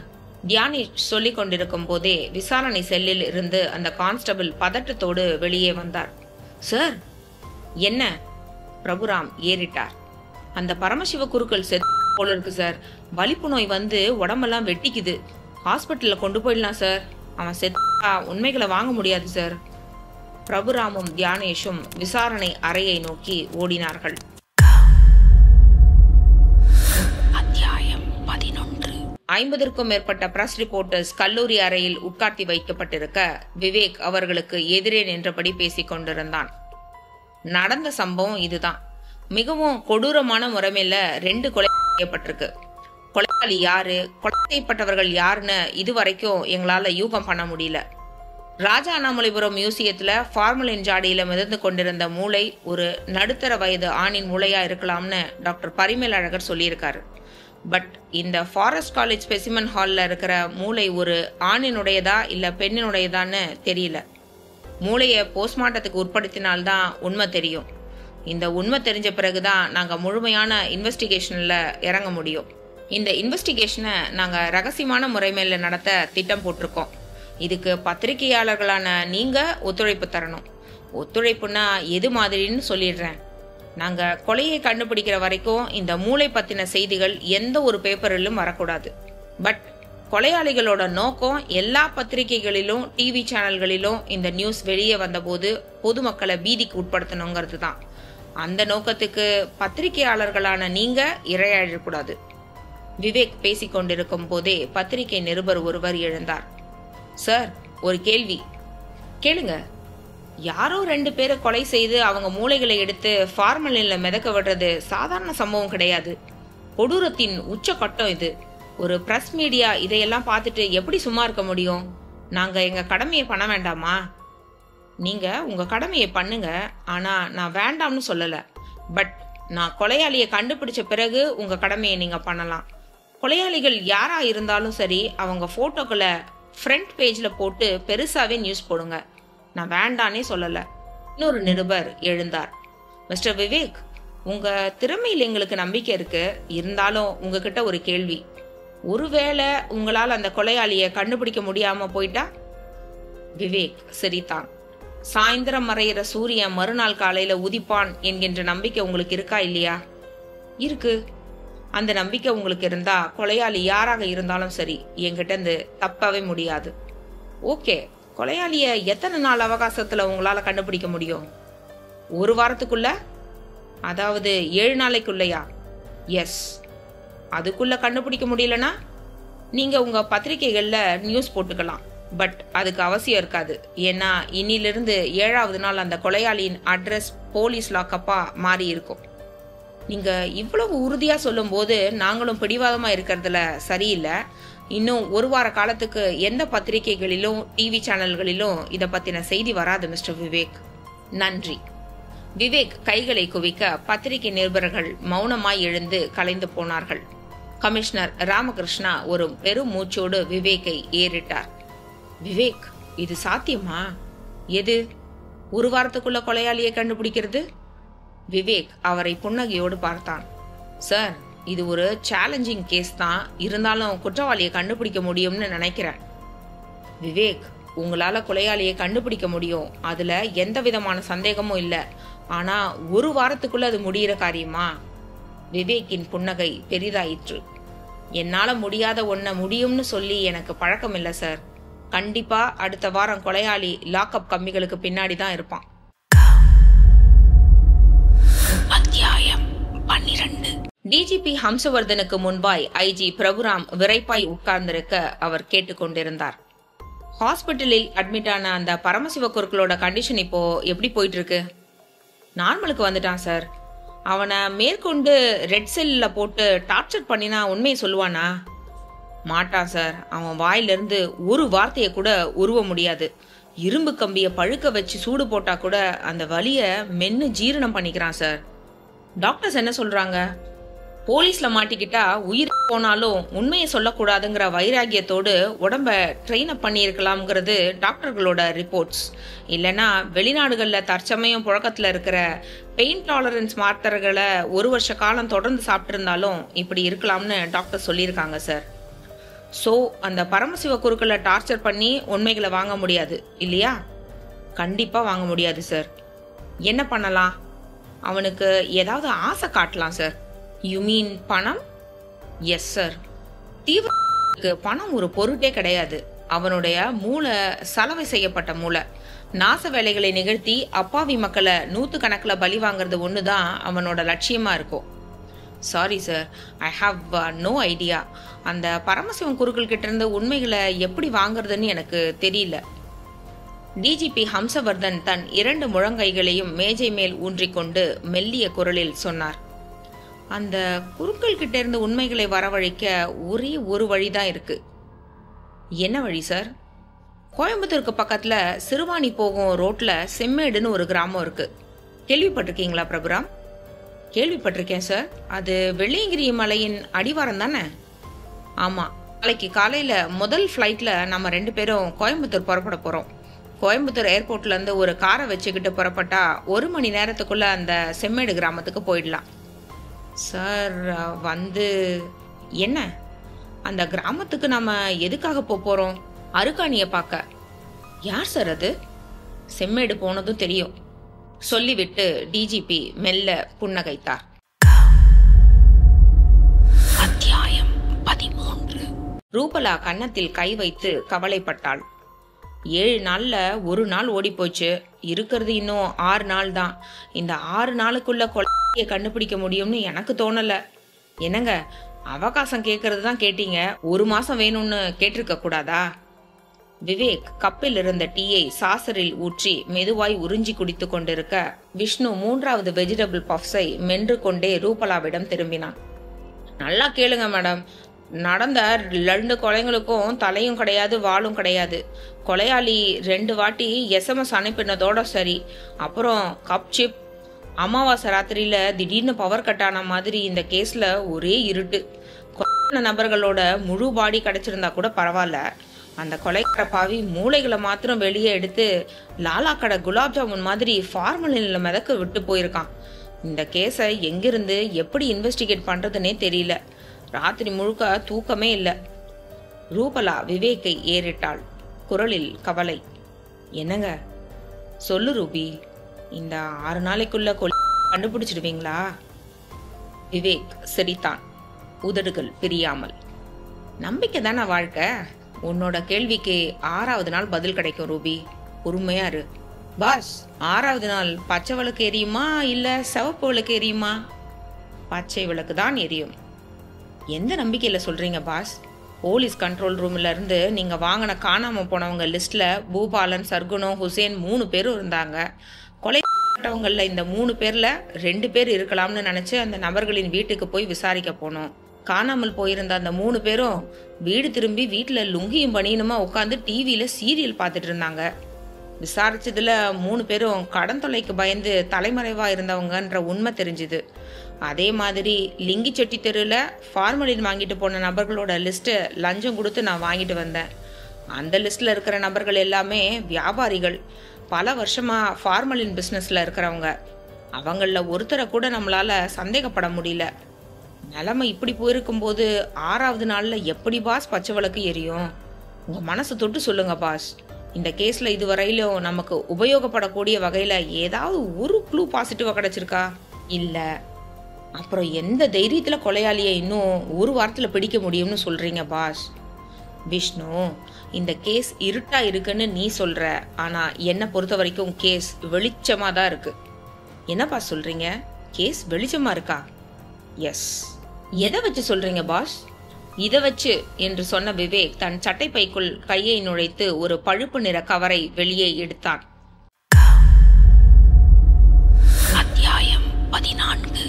கோவை ஏர்போர்ட்டிலிருந்து வெளியே வந்து காத்திருந்த ஒரு அம்பாசிடர் காரில் ஏறிக்கொண்ட டிஜிபி ஹம்சவர்தனும் ஐஜி பிரபுராமும் போலீஸ் யூனிஃபார்ம்களை தவிர்த்துவிட்டு சாதாரண வெள்ளை வேஷ்டி சட்டைகளில் இருந்தார்கள். காலை 9 மணிக்கும் பனிமூட்டம் தெரிந்தது. காரை ஓட்டிக்கொண்டிருந்த சிஐடி அதிகாரி பிரேம்நாத்திடம் ஹம்சவர்தன் கேட்டார். என்ன பிரேம்நாத், நாங்க வர விஷயத்த செம்மேட்டில் இருக்கிற அருக்காணியோட அப்பா கிட்ட சொல்லிட்டீங்களா? நேத்திக்கு ராத்திரியே சொல்லிட்டேன் சார். என்ன சொன்னாரு? ரொம்பவும் சந்தோஷப்பட்டார் சார். அப்புறம் இன்னொரு விஷயத்தையும் உங்ககிட்ட சொல்ல சொன்னார் சார். என்ன? தன்னோட பொண்ணு அருக்காணிக்கு இந்த வருஷத்துக்குள்ள கல்யாணம் பண்ண போறாராம். கல்யாணத்துக்கு அப்புறம் அருக்காணிய... புரியுது பிரேம்நாத். அருக்காணியோட அப்பா வெள்ளைசாமி கிட்ட நான் பேசிக்கிறேன். கார் நகர எல்லைக்குள் நுழைந்து கொண்டிருக்க ஐஜி பிரபுராம் குழப்பமாய் டிஜிபியை ஏறிட்டார். சார், இந்த அருக்காணி மேட்டர் எனக்கு குழப்பமா இருக்கு. தீவிரவாதியான பரமசிவ குருக்களுக்கும் செம்மேடு கிராமத்தில் இருக்கும் அருக்காணி என்கின்ற பெண்ணுக்கும் என்ன தொடர்பு? ஒரு தொடர்பும் கிடையாது மிஸ்டர் பிரபுராம். இன்னும் சொல்ல போனா அந்த பரமசிவ குருக்களை அருக்காணிக்கும் தெரியாது, அருக்காணிய பரமசிவ குருக்களுக்கும் தெரியாது. இன்னும் எப்படி சார் நமக்கு தகவல்களுக்கு கிடைக்கும்? ஹம்சவர்தன் ஒரு புன்னகையோடு பேச்சை ஆரம்பித்தார். மிஸ்டர் பிரபுராம், நான் இப்போ சொல்ல போற விஷயத்த நீங்க வெளியில யார்கிட்டயும் சொல்ல மாட்டீங்க அப்படிங்கிற நம்பிக்கை எனக்கு இருக்கிறதுனால உங்ககிட்ட ஒரு உண்மையை சொல்றேன். இந்த உண்மை நம்ம போலீஸ் டிபார்ட்மெண்ட்ல இருக்கிற பல உயர் அதிகாரிகளுக்கே தெரியாது. நீங்களும் இதை வெளியே சொல்லக்கூடாது. கண்டிப்பா சொல்ல மாட்டேன் சார். தேங்க்யூ என்று சொன்ன ஹம்சவர்தன் காரின் பின் சீட்டுக்கு நன்றாக சாய்ந்து உட்கார்ந்தபடி கேட்டார். பிரபுராம், நீங்க 7th சென்ஸ் என்கின்ற 7வது அறிவை பற்றி கேள்விப்பட்டிருக்கீங்களா? கேள்விப்பட்டிருக்கேன் சார். எங்கே கேள்விப்பட்டிருக்கீங்க? 4-5 வருஷங்களுக்கு முன்னால டெல்லியில த மைண்ட் என்கின்ற தலைப்பில் ஒரு செமினார் நடந்தது சார்.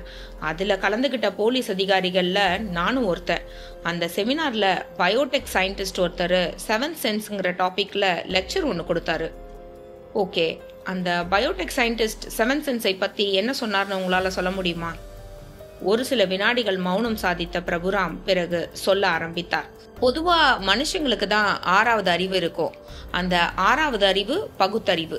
பகுத்தறிவு இருக்கிற காரணத்தினாலதான் மிருகங்கள் கிட்ட இருந்து மாறுபட்டு மனுஷன் புத்திசாலியா இருக்கான்.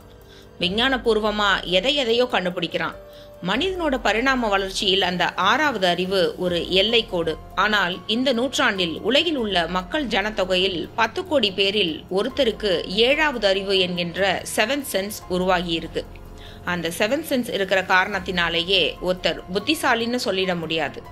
இருந்தாலும் மற்ற மனிதர்களிடம் இல்லாத ஏதோ ஒரு அமானுஷ்யமான திறமை அவங்க கிட்ட இருக்கும். அதையும் சில பேர் தான் வெளிப்படுத்துவாங்க. சில பேருக்கு திறமையே இருக்குங்கிறது தெரியாதுன்னு அந்த சயின்டிஸ்ட் பேசினாரு. அப்படி ஒரு இன்ட்ரெஸ்டிங்கான மேட்டர் இருக்கான்னு அப்ப நினைச்சுக்கிட்டேன். இன்னைக்கு நீங்க அந்த 7வது அறிவை பத்தி பேசுறீங்க. மிஸ்டர் பிரபுராம், இப்ப நீங்க சொன்ன 7வது அறிவு மேட்டர் எல்லாமே உண்மைதான். அந்த பயோடெக் சயின்டிஸ்ட் சரியா தான் சொல்லியிருக்காரு. 10 கோடி பேர்ல ஒருத்தருக்கு 7வது அறிவு இருக்கு. அதை சில பேர் வெளிப்படுத்துறாங்க, சில பேர் அதை பயன்படுத்த தெரியாம பாழ் பண்ணிடுறாங்க. இப்போ நாம செம்மேட்ல பார்க்க போற அருக்காணி என்கின்ற 20 வயது பெண்ணுக்கு 7th சென்ஸ் என்கின்ற 7வது அறிவு இருக்கு. அதை கடந்த ஒரு 2 வருஷ காலமா நம்ம போலீஸ் டிபார்ட்மெண்ட் தான் பயன்படுத்திக்கிட்டு வருது. கார் பிஎஸ்டி பொறியியல் கல்லூரியை தாண்டி கொண்டிருக்க பிரபுராம் நிமிர்ந்து உட்கார்ந்தார். சார், நீங்க என்ன சொல்றீங்க? அருக்காணி கிட்ட இருக்கிற 7வது அறிவை நம்ம போலீஸ் டிபார்ட்மெண்ட் எப்படி பயன்படுத்திக்க முடியும்? That's the great thing mister Prabhuram. கடந்த 3 வருஷங்களுக்கு முன்னாடி கல்லூரி பட்டப்படிப்பில் முதல் வருஷம் படிச்சிட்டு இருந்த அருக்காணிக்கு வந்த வினோதமான அனுபவம் ஏற்பட்டது. தனக்கு எதிரில் நின்றுட்டு இருந்த ஒரு சக மாணவி கிட்ட பேசும்போது அவ மனசுக்குள்ள ஓடிட்டு இருந்த எண்ணங்கள் அருக்காணிக்கு முதலிலேயே தோணியிருக்கு. அது ஒரு தற்செயல் நிகழ்வா இருக்குமோன்னு நினைச்சு ஆரம்பத்துல விட்டுட்டா. ஆனா அடிக்கடி அதே மாதிரியான சம்பவங்கள் நடக்கவும் தன்னோட அப்பா வெள்ளச்சாமி கிட்ட இந்த விஷயத்த சொல்லியிருக்கா. வெள்ளச்சாமி பயந்து போய் ஒரு டாக்டர் கிட்ட கூட்டிட்டு போயிருக்காட்ட அவர் ஒரு சைக்காட்ரிஸ்ட பார்க்கும்படி சொல்லியிருக்காரு. சைக்காட்ரிஸ்ட் சத்யநாதன் அருக்காணியை டெஸ்ட் பண்ணி பார்த்த போது அவளுக்குள்ள இருக்கிற 7th சென்ஸை கண்டுபிடிச்சாரு. இப்படி ஒரு எக்ஸ்ட்ரா சென்ஸ் இருக்கிறது வெளியே யாருக்கும் தெரிய வேண்டாம்னு அருக்காணி கிட்ட அவளோட அப்பா கிட்டையும் அட்வைஸ் பண்ணியிருக்காரு. மருந்து மாத்திரை எதுவும் தேவையில்லைன்னு சொல்லியிருக்காரு.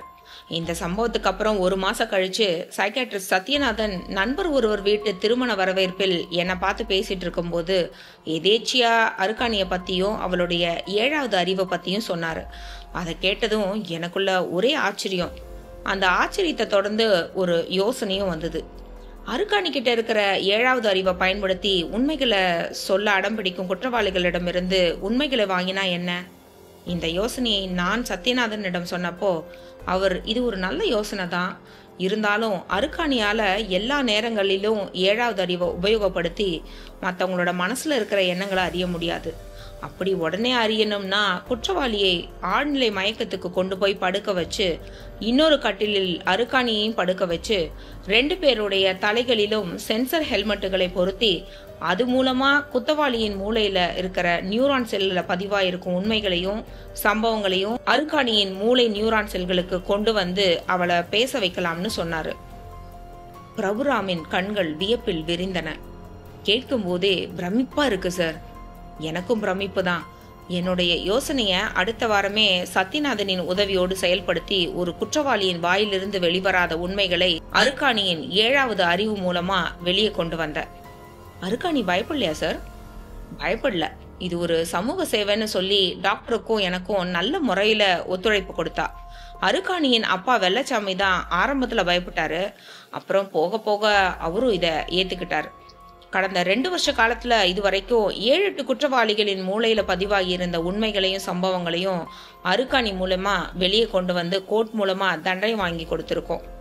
இப்போ நம்ம கையில மாட்டி இருக்கிற பரமசிவ குருக்களை இனிமே லாக்அப்ல வச்சு நம்ம டார்ச்சர் பண்ண வேண்டியது இல்லை. அவனை ஆழ்நிலை மயக்கத்துக்கு கொண்டு போய் அருக்காணி மூலமா உண்மையை வாங்கிடலாம். சார், எனக்கு ஒரு சந்தேகம். என்ன? உண்மைகள் வெளியே வந்தா அந்த குற்றவாளிகளுக்கு அருக்காணி மேல கோபமும் பகைமையும் உருவாகாதா? அருக்காணி மூலமா தான் உண்மைகள் வெளியே வந்ததுன்னு அந்த குற்றவாளிகளுக்கே தெரியாதே. சைக்காட்ரிஸ்ட் சத்யநாதன் முதலில் குற்றவாளியை ஆழ்நிலை மயக்கத்துக்கு கொண்டு போயிடுவாரு. அவன் சுயநினைவு இல்லாமல் இருக்கும் போதுதான் அருக்காணி உள்ளே போவா. அவனிடமிருந்து உண்மைகள் வெளியே வந்ததும் குற்றவாளிக்கு மயக்கம் தெளியறதுக்கு முன்பே அருக்காணி எழுந்து போயிடுவா. சோ குற்றவாளிக்கு அருக்காணி வந்ததும் தெரியாது, வெளியே போனதும் தெரியாது. கடந்த 2 வருஷ காலமா மிகவும் ரகசியமாய் செயல்பட்டு வர இந்த திட்டம் நம்ம டிபார்ட்மெண்ட்ல இருக்கிற உயர் போலீஸ் அதிகாரிகளில் வெகு சிலருக்கே தெரியும். இப்போ அந்த ஒரு சிலரில் நீங்களும் ஒருத்தர் மிஸ்டர் பிரபுராம். உங்களுக்கு என்னோட வேண்டுகோள் இதுதான். என்னோட அனுமதியின்றி இதை நீங்க யாருக்கும் தெரியப்படுத்தக்கூடாது. Certainly sir. கார் லக்ஷ்மி மில்லை கடந்து கிடைத்த பச்சை விளக்கு சிக்னலை பயன்படுத்தி கொண்டு வேகம் எடுத்தது. அத்தியாயம் 15. விவேக் நீட்டிய பழுப்பு நிற கவரை கையில் வாங்கிய விஷ்ணு, இது என்ன பாஸ் என்றான். கவரை பிரிச்சு பாரு. விஷ்ணு பிரித்தான். கவருக்குள் 4ஆய் மடித்து வைக்கப்பட்டிருந்த கம்ப்யூட்டர் பிரிண்ட் அவுட் காகிதம் ஒன்று தெரிந்தது. அதையும் பிரித்தான். Ultra micro lab biopsy of brain. கீழே ஆங்கில வார்த்தைகள் வரி வரியாய் ஓடியிருக்க அவைகளை படித்து கொண்டே வந்த விஷ்ணு வெகுவாய் முகம் மாறினான்.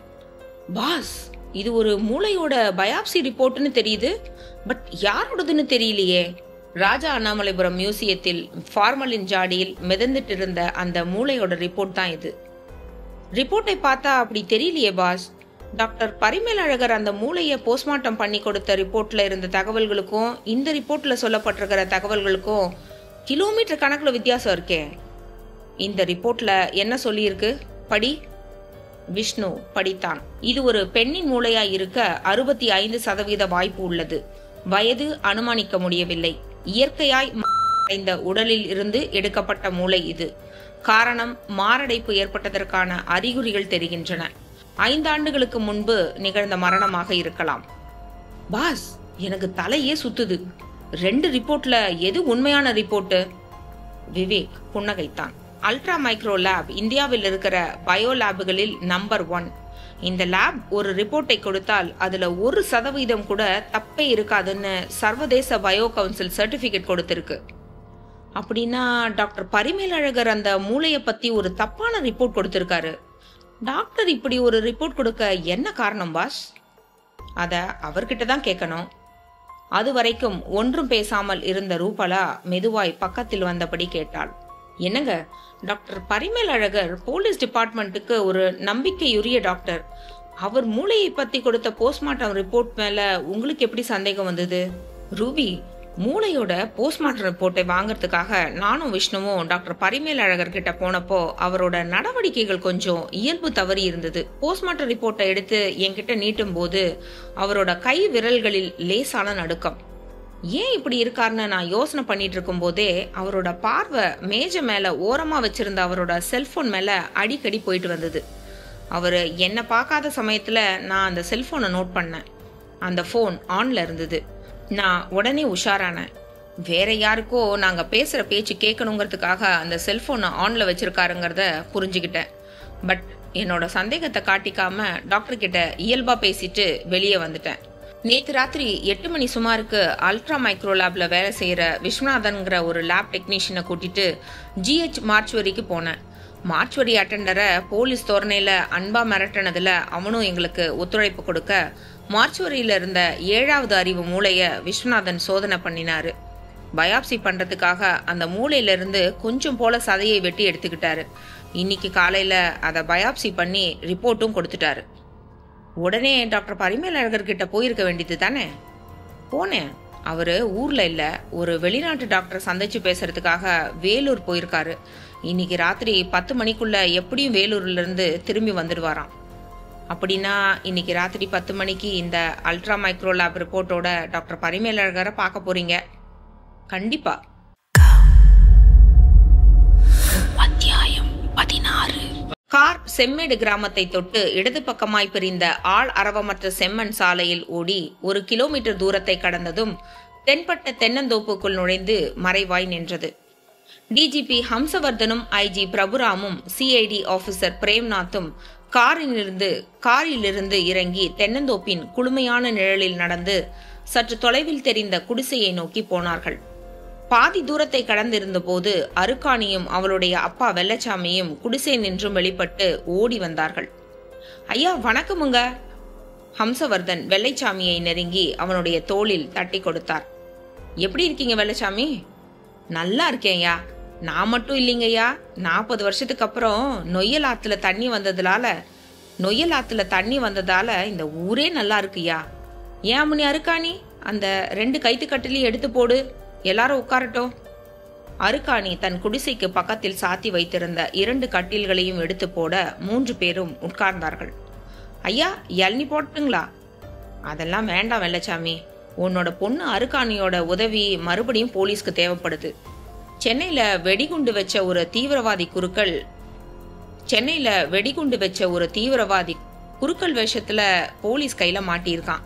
அவங்கிட்ட இருந்து உண்மையை வரவழைக்கணும்.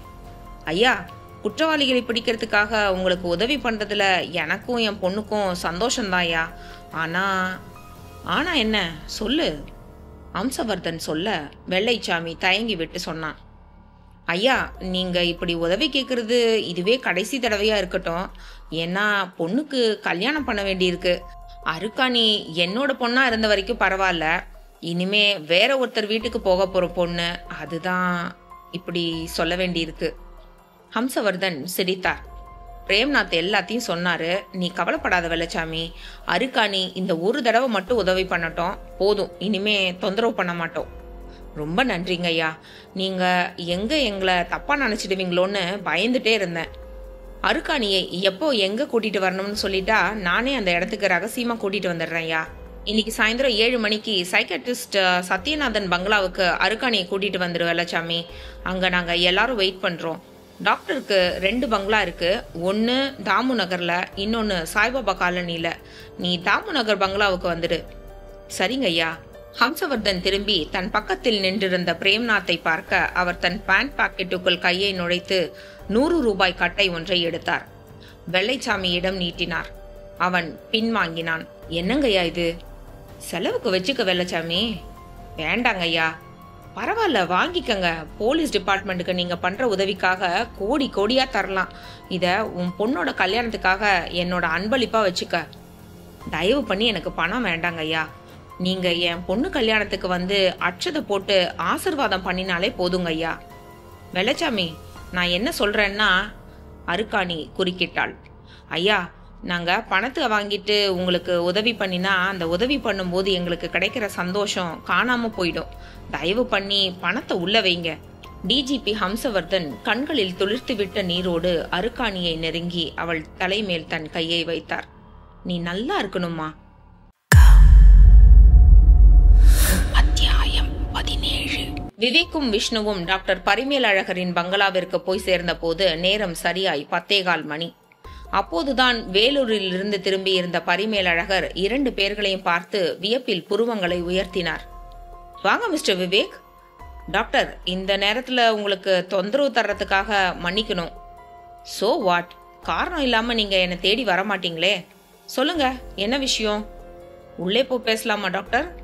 ப்ளீஸ் வாங்க, சொன்ன டாக்டர் பரிமேலழகர் உள்ளே இருந்த தன்னுடைய அறைக்கு கூட்டி போய் நாற்காலிகளை காட்டினார். விவேக்கும் விஷ்ணுவும் உட்கார்ந்ததும் தானும் எதிரில் உட்கார்ந்தார். சொல்லுங்க. விவேக் சில நொடிகள் மௌனமாயிருந்து விட்டு கேட்டான். டாக்டர், அல்ட்ரா மைக்ரோ லேபை பத்தி என்ன நினைக்கிறீங்க? நினைக்க என்ன இருக்கு? Well advanced bio lab, international quality கிரேட்ல இருக்கிற ஒரே ஒரு லேப் அது. இப்ப எதுக்காக அந்த கேள்வி? அந்த லேப்ல ஒரு ரிப்போர்ட் கொடுத்தா அதுல தப்பு இருக்கிறதுக்கு வாய்ப்பு இருக்கா டாக்டர்? பரிமேலழகர் புன்னகைத்தார். கூட்டுனா 1 1 2ன்னு சொல்றது எவ்வளவு சரியான பதிலோ அதே மாதிரி அந்த லேப்ல தர ரிப்போர்ட்டும் துல்லியமா இருக்கும். சோ அந்த ரிப்போர்ட் தப்பா இருக்க வாய்ப்பே இல்லை. ஷியோர். அப்படின்னா இந்த ரிப்போர்ட்டை கொஞ்சம் பாருங்க டாக்டர். விவேக் விஷ்ணுவை பார்க்க அவன் தன் கையில் வைத்திருந்த லேப் ரிப்போர்ட்டை பரிமேலழகரிடம் நீட்டினான். என்ன ரிப்போர்ட் இது? Please go through it doctor. Parimelazhagar மேஜையின் மேல் இருந்த மூக்கு கண்ணாடியை எடுத்து மாட்டிக்கொண்டு ரிப்போர்ட்டை படித்தார். படிக்க படிக்க முகம் ரத்தமின்றி வெளிரி போயிற்று. நெற்றி வியர்த்து மினுமினுத்தது. இது ராஜாண்ணாமலைபுரம் மியூசியத்தில் ஃபார்மலின் ஜாடியில் மிதந்த மூளையை அல்ட்ரா மைக்ரோலேப் பயாப்சி பண்ணி கொடுத்த ரிப்போர்ட். அவங்க எப்படி இதுல இன்வால்வ் ஆனாங்கன்னு கேக்குறீங்களா டாக்டர்? விஷ்ணு, பாஸ், டாக்டருக்கு அந்த பிளாஷ்பேக்கை சொல்லு. அதுக்குள்ள நான் போலீஸ் கமிஷனர் கிட்ட பேசிடுறேன். விவேக் செல்போனோடு எழுந்து அறையின் மூலையை நோக்கி போனான். போலீஸ் கமிஷனர் ராமகிருஷ்ணாவின் எண்களை டயல் செய்தான். மறுமுனையில் உடனே ரிங் போயிற்று. அடுத்த சில வினாடிகளில் கமிஷனரின் குரல் கேட்டது. சொல்லுங்க Vivek. Sorry for the disturbance sir. No problem. என்ன விஷயம் சொல்லுங்க. Anything important? Yes sir. சொல்லுங்க சார். நீங்க உடனே புறப்பட்டு டாக்டர் பரிமேலழகர் பங்களாவுக்கு வரணும். டாக்டரோட பங்களாவுக்கா? எஸ். எதுக்கு? ப்ளீஸ் சார், நேர்ல வாங்க. ஃபோன்ல விளக்கமா பேச முடியாது. சரி, உடனே புறப்பட்டு வரேன். Thank you sir. விவேக் செல்போனை அணைத்து பாக்கெட்டுக்குள் போட்டுக்கொண்டு விஷ்ணுவிடம் வந்தான். என்ன விஷ்ணு, டாக்டருக்கு அந்த பிளாஷ்பேக்கை சொல்லிட்டியா? பேக்ரவுண்ட் மியூசிக்கோட எல்லாத்தையும் சொல்லிட்டேன் பாஸ். விவேக் பரிமேலழகரிடம் திரும்பினான். இப்ப சொல்லுங்க டாக்டர், ஃபார்மலினில் மிதந்த மூளையை பத்தி நீங்க கொடுத்த ரிப்போர்ட் சரியா இல்ல அல்ட்ரா மைக்ரோலேப் கொடுத்த ரிப்போர்ட் சரியா? பரிமேலழகர் முகம் இருண்டு போயிருந்தார். மெல்ல தலை குனிந்தபடி சொன்னார். மிஸ்டர் விவேக், நான் இதுக்கு மேலேயும் உங்ககிட்ட பொய் சொல்ல விரும்பல. நான் கொடுத்த ரிப்போர்ட் பொய்யான ரிப்போர்ட் தான். அது ஒரு பெண்ணோட மூளையா இருக்கலாம்னு அல்ட்ரா மைக்ரோ லேப் மூலமா சொல்ற ரிப்போர்ட் உண்மையா டாக்டர்? உண்மைதான். யார் அந்த பொண்ணு? டாக்டர் விவேக்கை ஏறிட்டார். இதோ பாருங்க விவேக், எனக்கு இந்த விஷயத்துல ஒன்றும் தெரியாது. உங்களுக்கு ஒன்றும் தெரியாதுன்னா வேற யாருக்கு தெரியும்? போலீஸ் கமிஷனர் ராமகிருஷ்ணாவுக்கு. அத்தியாயம் 18. சைக்கியாட்ரிஸ்ட் சத்யநாதன் பங்களாவில் டிஜிபி ஹம்சவர்தனும் ஐஜி பிரபுராமும் காத்திருந்தார்கள். சத்யநாதன் ஒரு கவலை பார்வையோடு டிஜிபியை ஏறிட்டார்.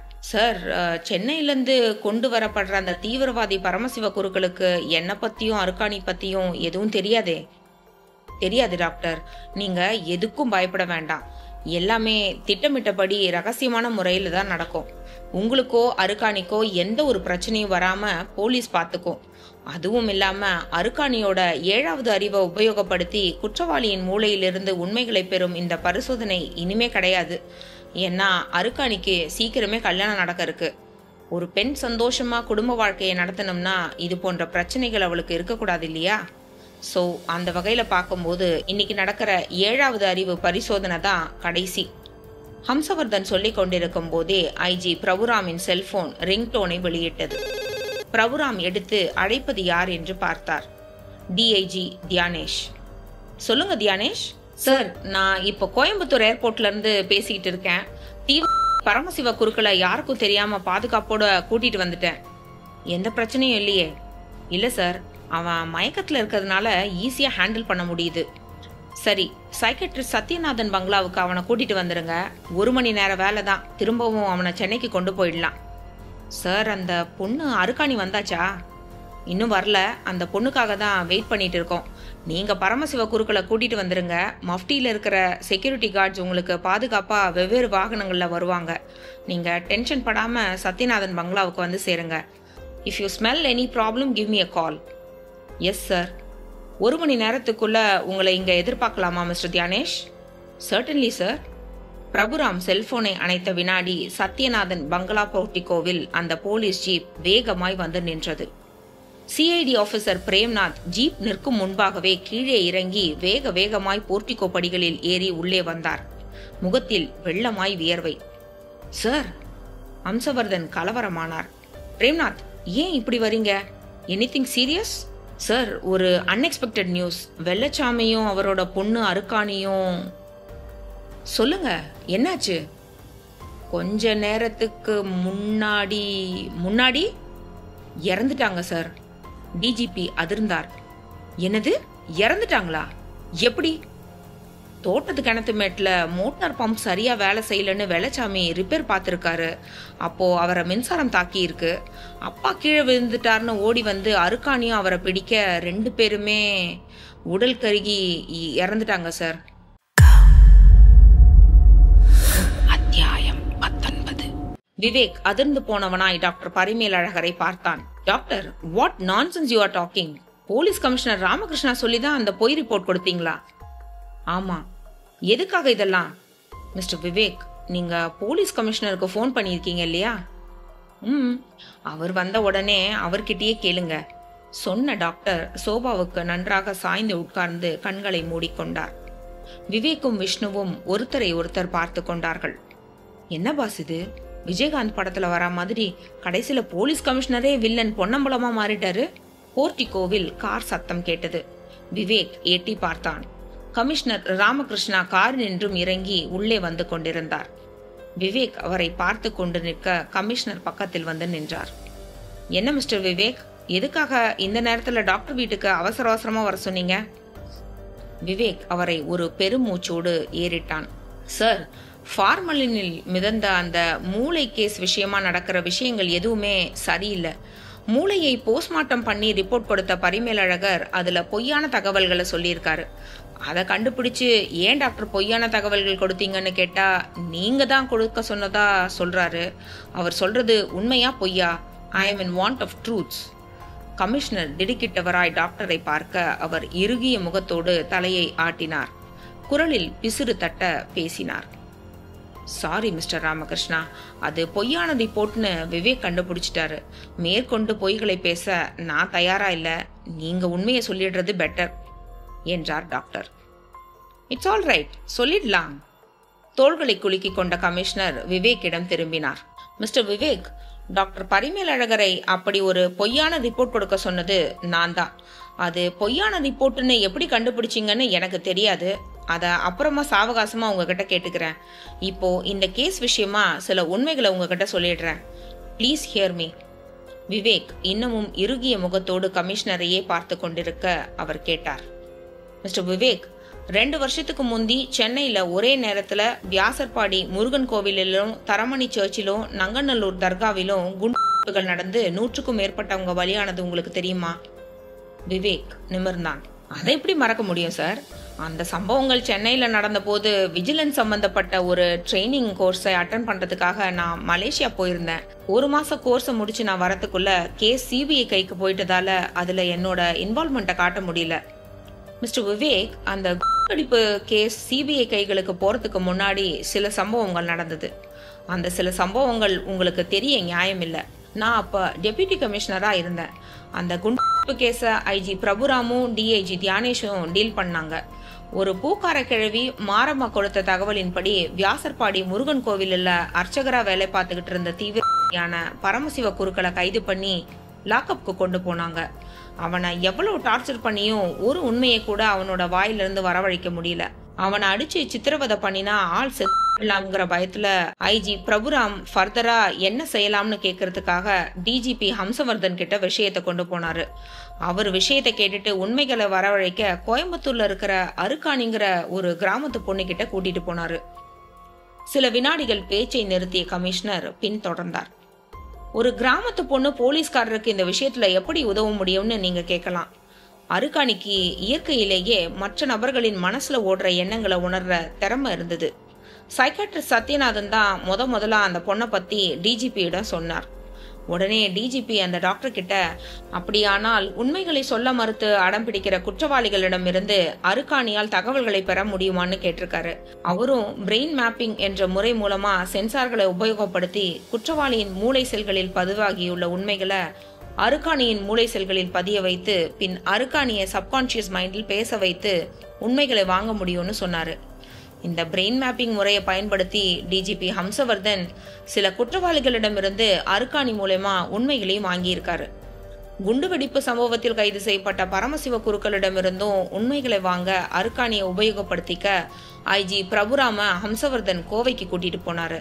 அப்போதுதான் அந்த சம்பவம் நடந்து பிரெயின் மேப்பிங் நடைபெற எல்லா ஏற்பாடுகளும் செய்துவிட்ட நிலையில் கிணற்று மேட்ல உட்கார்ந்து எலக்ட்ரிக் மோட்டாரை பழுது பார்த்துட்டு இருந்த அருக்காணியோட அப்பா வெள்ளச்சாமி மின்சாரம் தாக்கி சுருண்டு விழுந்து செத்து போக அவரை ஓடி வந்து தொட்ட அருக்காணியும் மின்சாரம் பாஞ்சு இறந்து போனான். அறையில் நிசப்தம் நிலவ கமிஷனரே அதை கலைத்தார். மிஸ்டர் விவேக், அருக்காணியும் வெள்ளைச்சாமியும் இறந்து போன போது டிஜிபி ஹம்சவர்தனுக்கு பெரிய அதிர்ச்சியா இருந்தது. அவங்களுடைய மரணம் உண்மையிலேயே மின்சார விபத்துனால ஆச்சா இல்ல கொலை செய்யப்பட்டாங்களாங்கிறத கண்டுபிடிக்க ஒரு ரகசிய இன்வெஸ்டிகேஷனை பண்ணினாரு. அந்த இன்வெஸ்டிகேஷன்ல அவங்க கொலை செய்யப்படல, உண்மையிலேயே மின்சாரம் தாக்கி தான் இறந்து போயிருக்காங்கிறதும் சம்பவத்தை தோப்புல வேலை பார்த்துட்டு இருந்த கூலி தொழிலாளிங்க சிலர் பார்த்துட்டு இருந்ததும் தெரிய வந்தது. இதுக்கு நடுவுல போலீஸ் காவல்ல இருந்த பரமசிவ குருக்களும் மாரடைப்பு ஏற்பட்டு இறந்து போக குண்டுவெடிப்பு கேஸ் சம்பந்தப்பட்ட ஃபைல் தூசு படிந்து பரனுக்கு போயிருச்சு. டிஜிபி ஹம்சவர்தனும் ரிட்டையர்ட் ஆயிட்டாரு. 1 மாசத்துக்கு முன்னால அவர்கிட்ட இருந்து எனக்கு ஒரு ஃபோன் கால் வந்தது. உடனே என்னை புறப்பட்டு அவர் வீட்டுக்கு வர சொன்னாரு. போனேன்.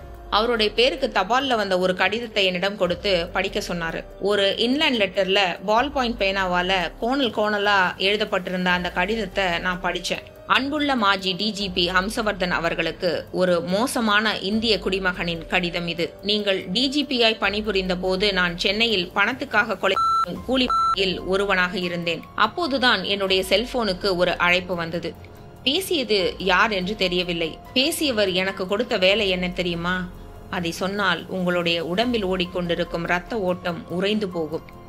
கோவை செம்மேடு கிராமத்தில் குடியிருக்கும் அருக்காணி என்ற பெண்ணுக்கு அபார மூளையாம்.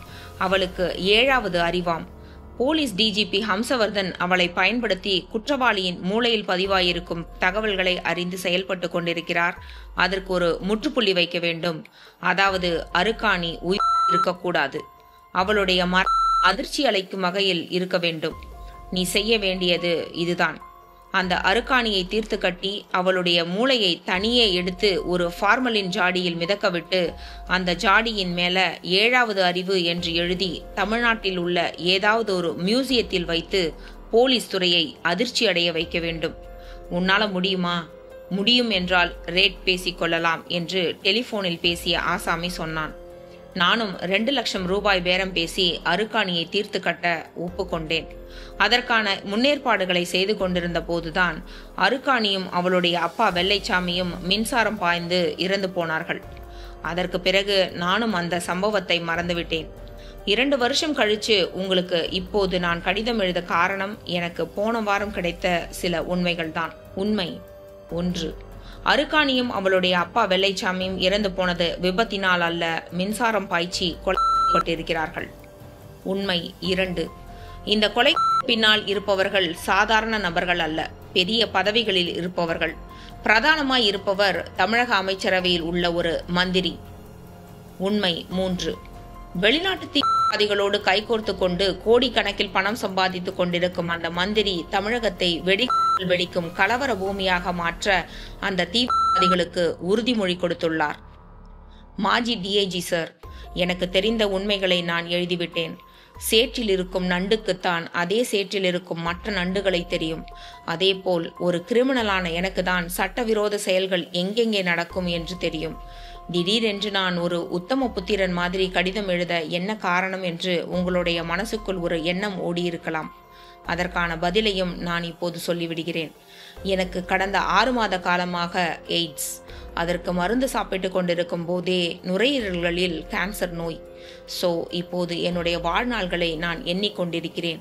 இறப்பதற்கு முன் ஏதாவது ஒரு நல்ல காரியம் செய்தால் என்ன என்று யோசித்தேன். அந்த யோசிப்பின் விளைவுதான் இந்த கடிதம். கட்டு சோற்றுக்குள் எலியை போல் இருக்கும் இந்த மந்திரி யார் என்று உண்மையிலேயே எனக்கு தெரியாது. தெரிந்திருந்தால் கண்டிப்பாய் அவருடைய பெயரை இந்த கடிதத்தில் எழுதியிருப்பேன். அருக்காணி வெள்ளைச்சாமி மரணங்களுக்கும் சென்னை குண்டு வெடிப்புகளுக்கும் காரணமான அந்த மந்திரியை கண்டுபிடிக்க முயற்சி எடுத்து அதில் வெற்றி பெற என் வாழ்த்துக்கள். இப்படிக்கு வாழ்க்கையின் கடைசி நாட்களில் வாழ்ந்து கொண்டிருக்கும் ஒரு ஜீவன். இப்படி ஒரு கடிதத்தை நான் படிச்சு முடிச்சதும் மாஜி டிஜிபி ஹம்சவர்தன் என்னிடம் அந்த மந்திரி யாராக இருக்கலாம்னு கேட்டார். நான் தெரியாதென்று சொன்னதும் ஹம்சவர்தன் என்னிடம் ஒரு யோசனையை சொன்னார். தமிழக அமைச்சரவையில் மொத்தம் 27 மந்திரிகள் இருக்கிறார்கள். இதில் அந்த கருப்பு மந்திரி யார் என்பதை கண்டுபிடிக்க வேண்டும் என்றால் நாமே ஒரு அதிர்ச்சி நாடகத்தை அரங்கேற்ற வேண்டும்.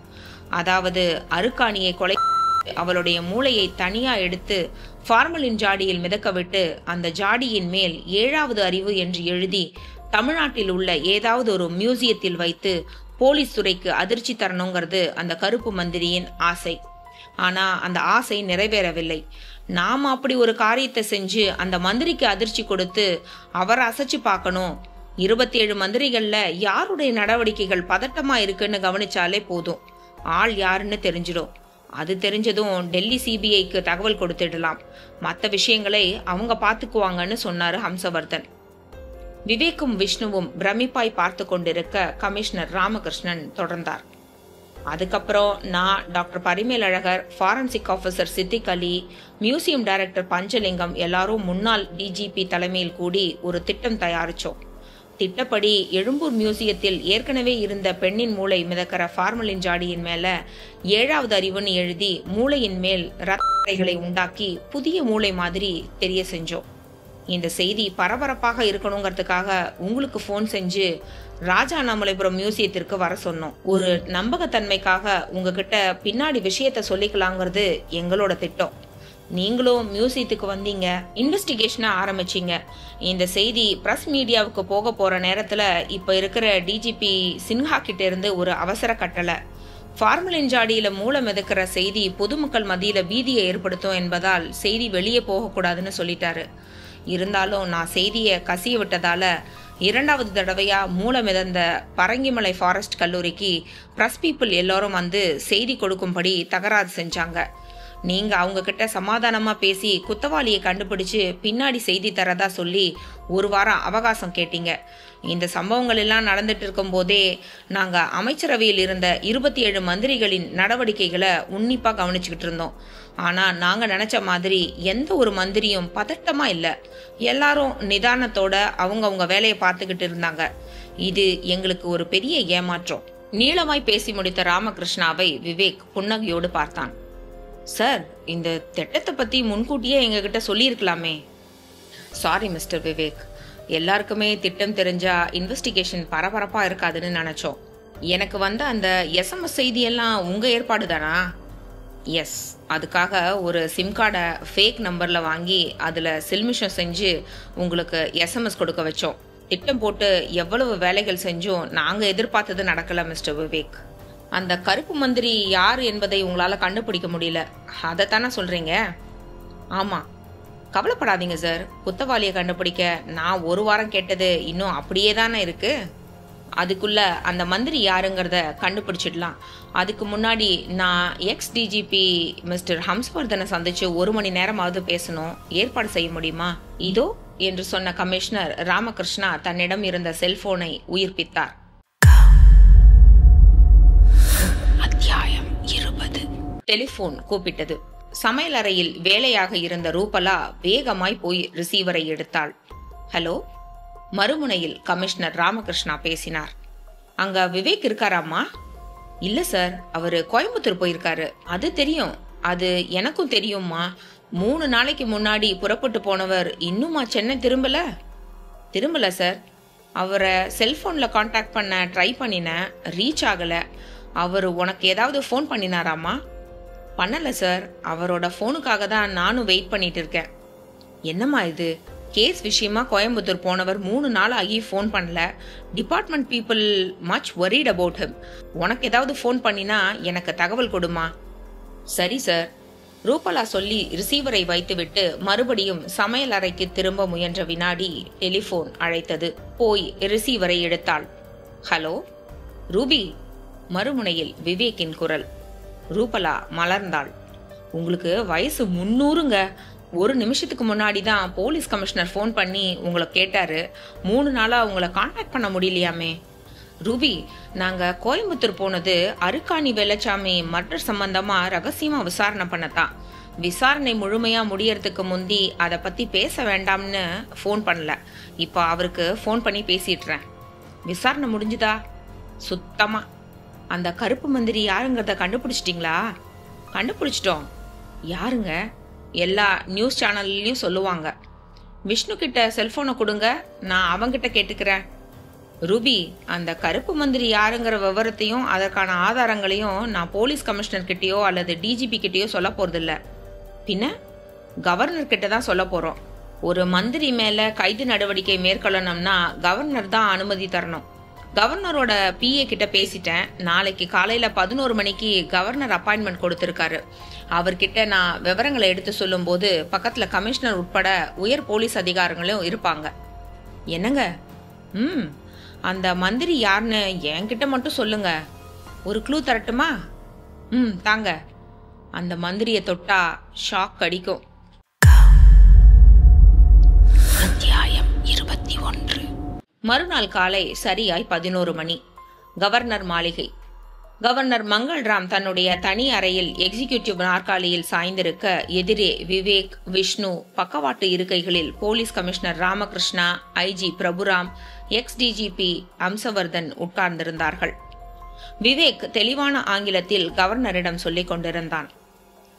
சார், தமிழ்நாட்டை கலவர பூமியாக மாற்றவும் அப்பாவி பொதுமக்களை வெடிகளுக்கு இரையாக்கவும் நம் தமிழ்நாட்டை சேர்ந்த அமைச்சர் ஒருவரே தீவிரவாதிகளோடு கைகோர்த்து கொண்டு பேய் ஆட்டம் போட்டிருக்கிறார்.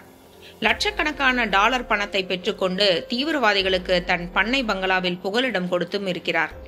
போலீஸ் துறைக்கு உதவி செய்த காரணத்திற்காக அருக்காணி என்ற இளம் பெண்ணையும் அவளது தந்தையையும் உடம்பில் மின்சாரம் பாய்ச்சி கொலை செய்துள்ளார். கடந்த 3 நாட்களாய் நானும் என்னுடைய உதவியாளர் விஷ்ணுவும் மேற்கொண்ட ரகசிய புலனாய்வின் காரணமாய் அந்த அமைச்சரை பற்றிய எல்லா கருப்பு உண்மைகளும் வெளியே வந்துள்ளன. அவர் செய்த குற்றங்களுக்கான ஆதாரங்களையும் திரட்டியுள்ளோம். கவர்னர் மங்கள்ராம் தன் பளபளப்பான வழுக்கை தலையை 2 கைகளாலும் வாரிக்கொண்டே விவேக்கை ஒரு கவலை பார்வை பார்த்தபடி கேட்டார்.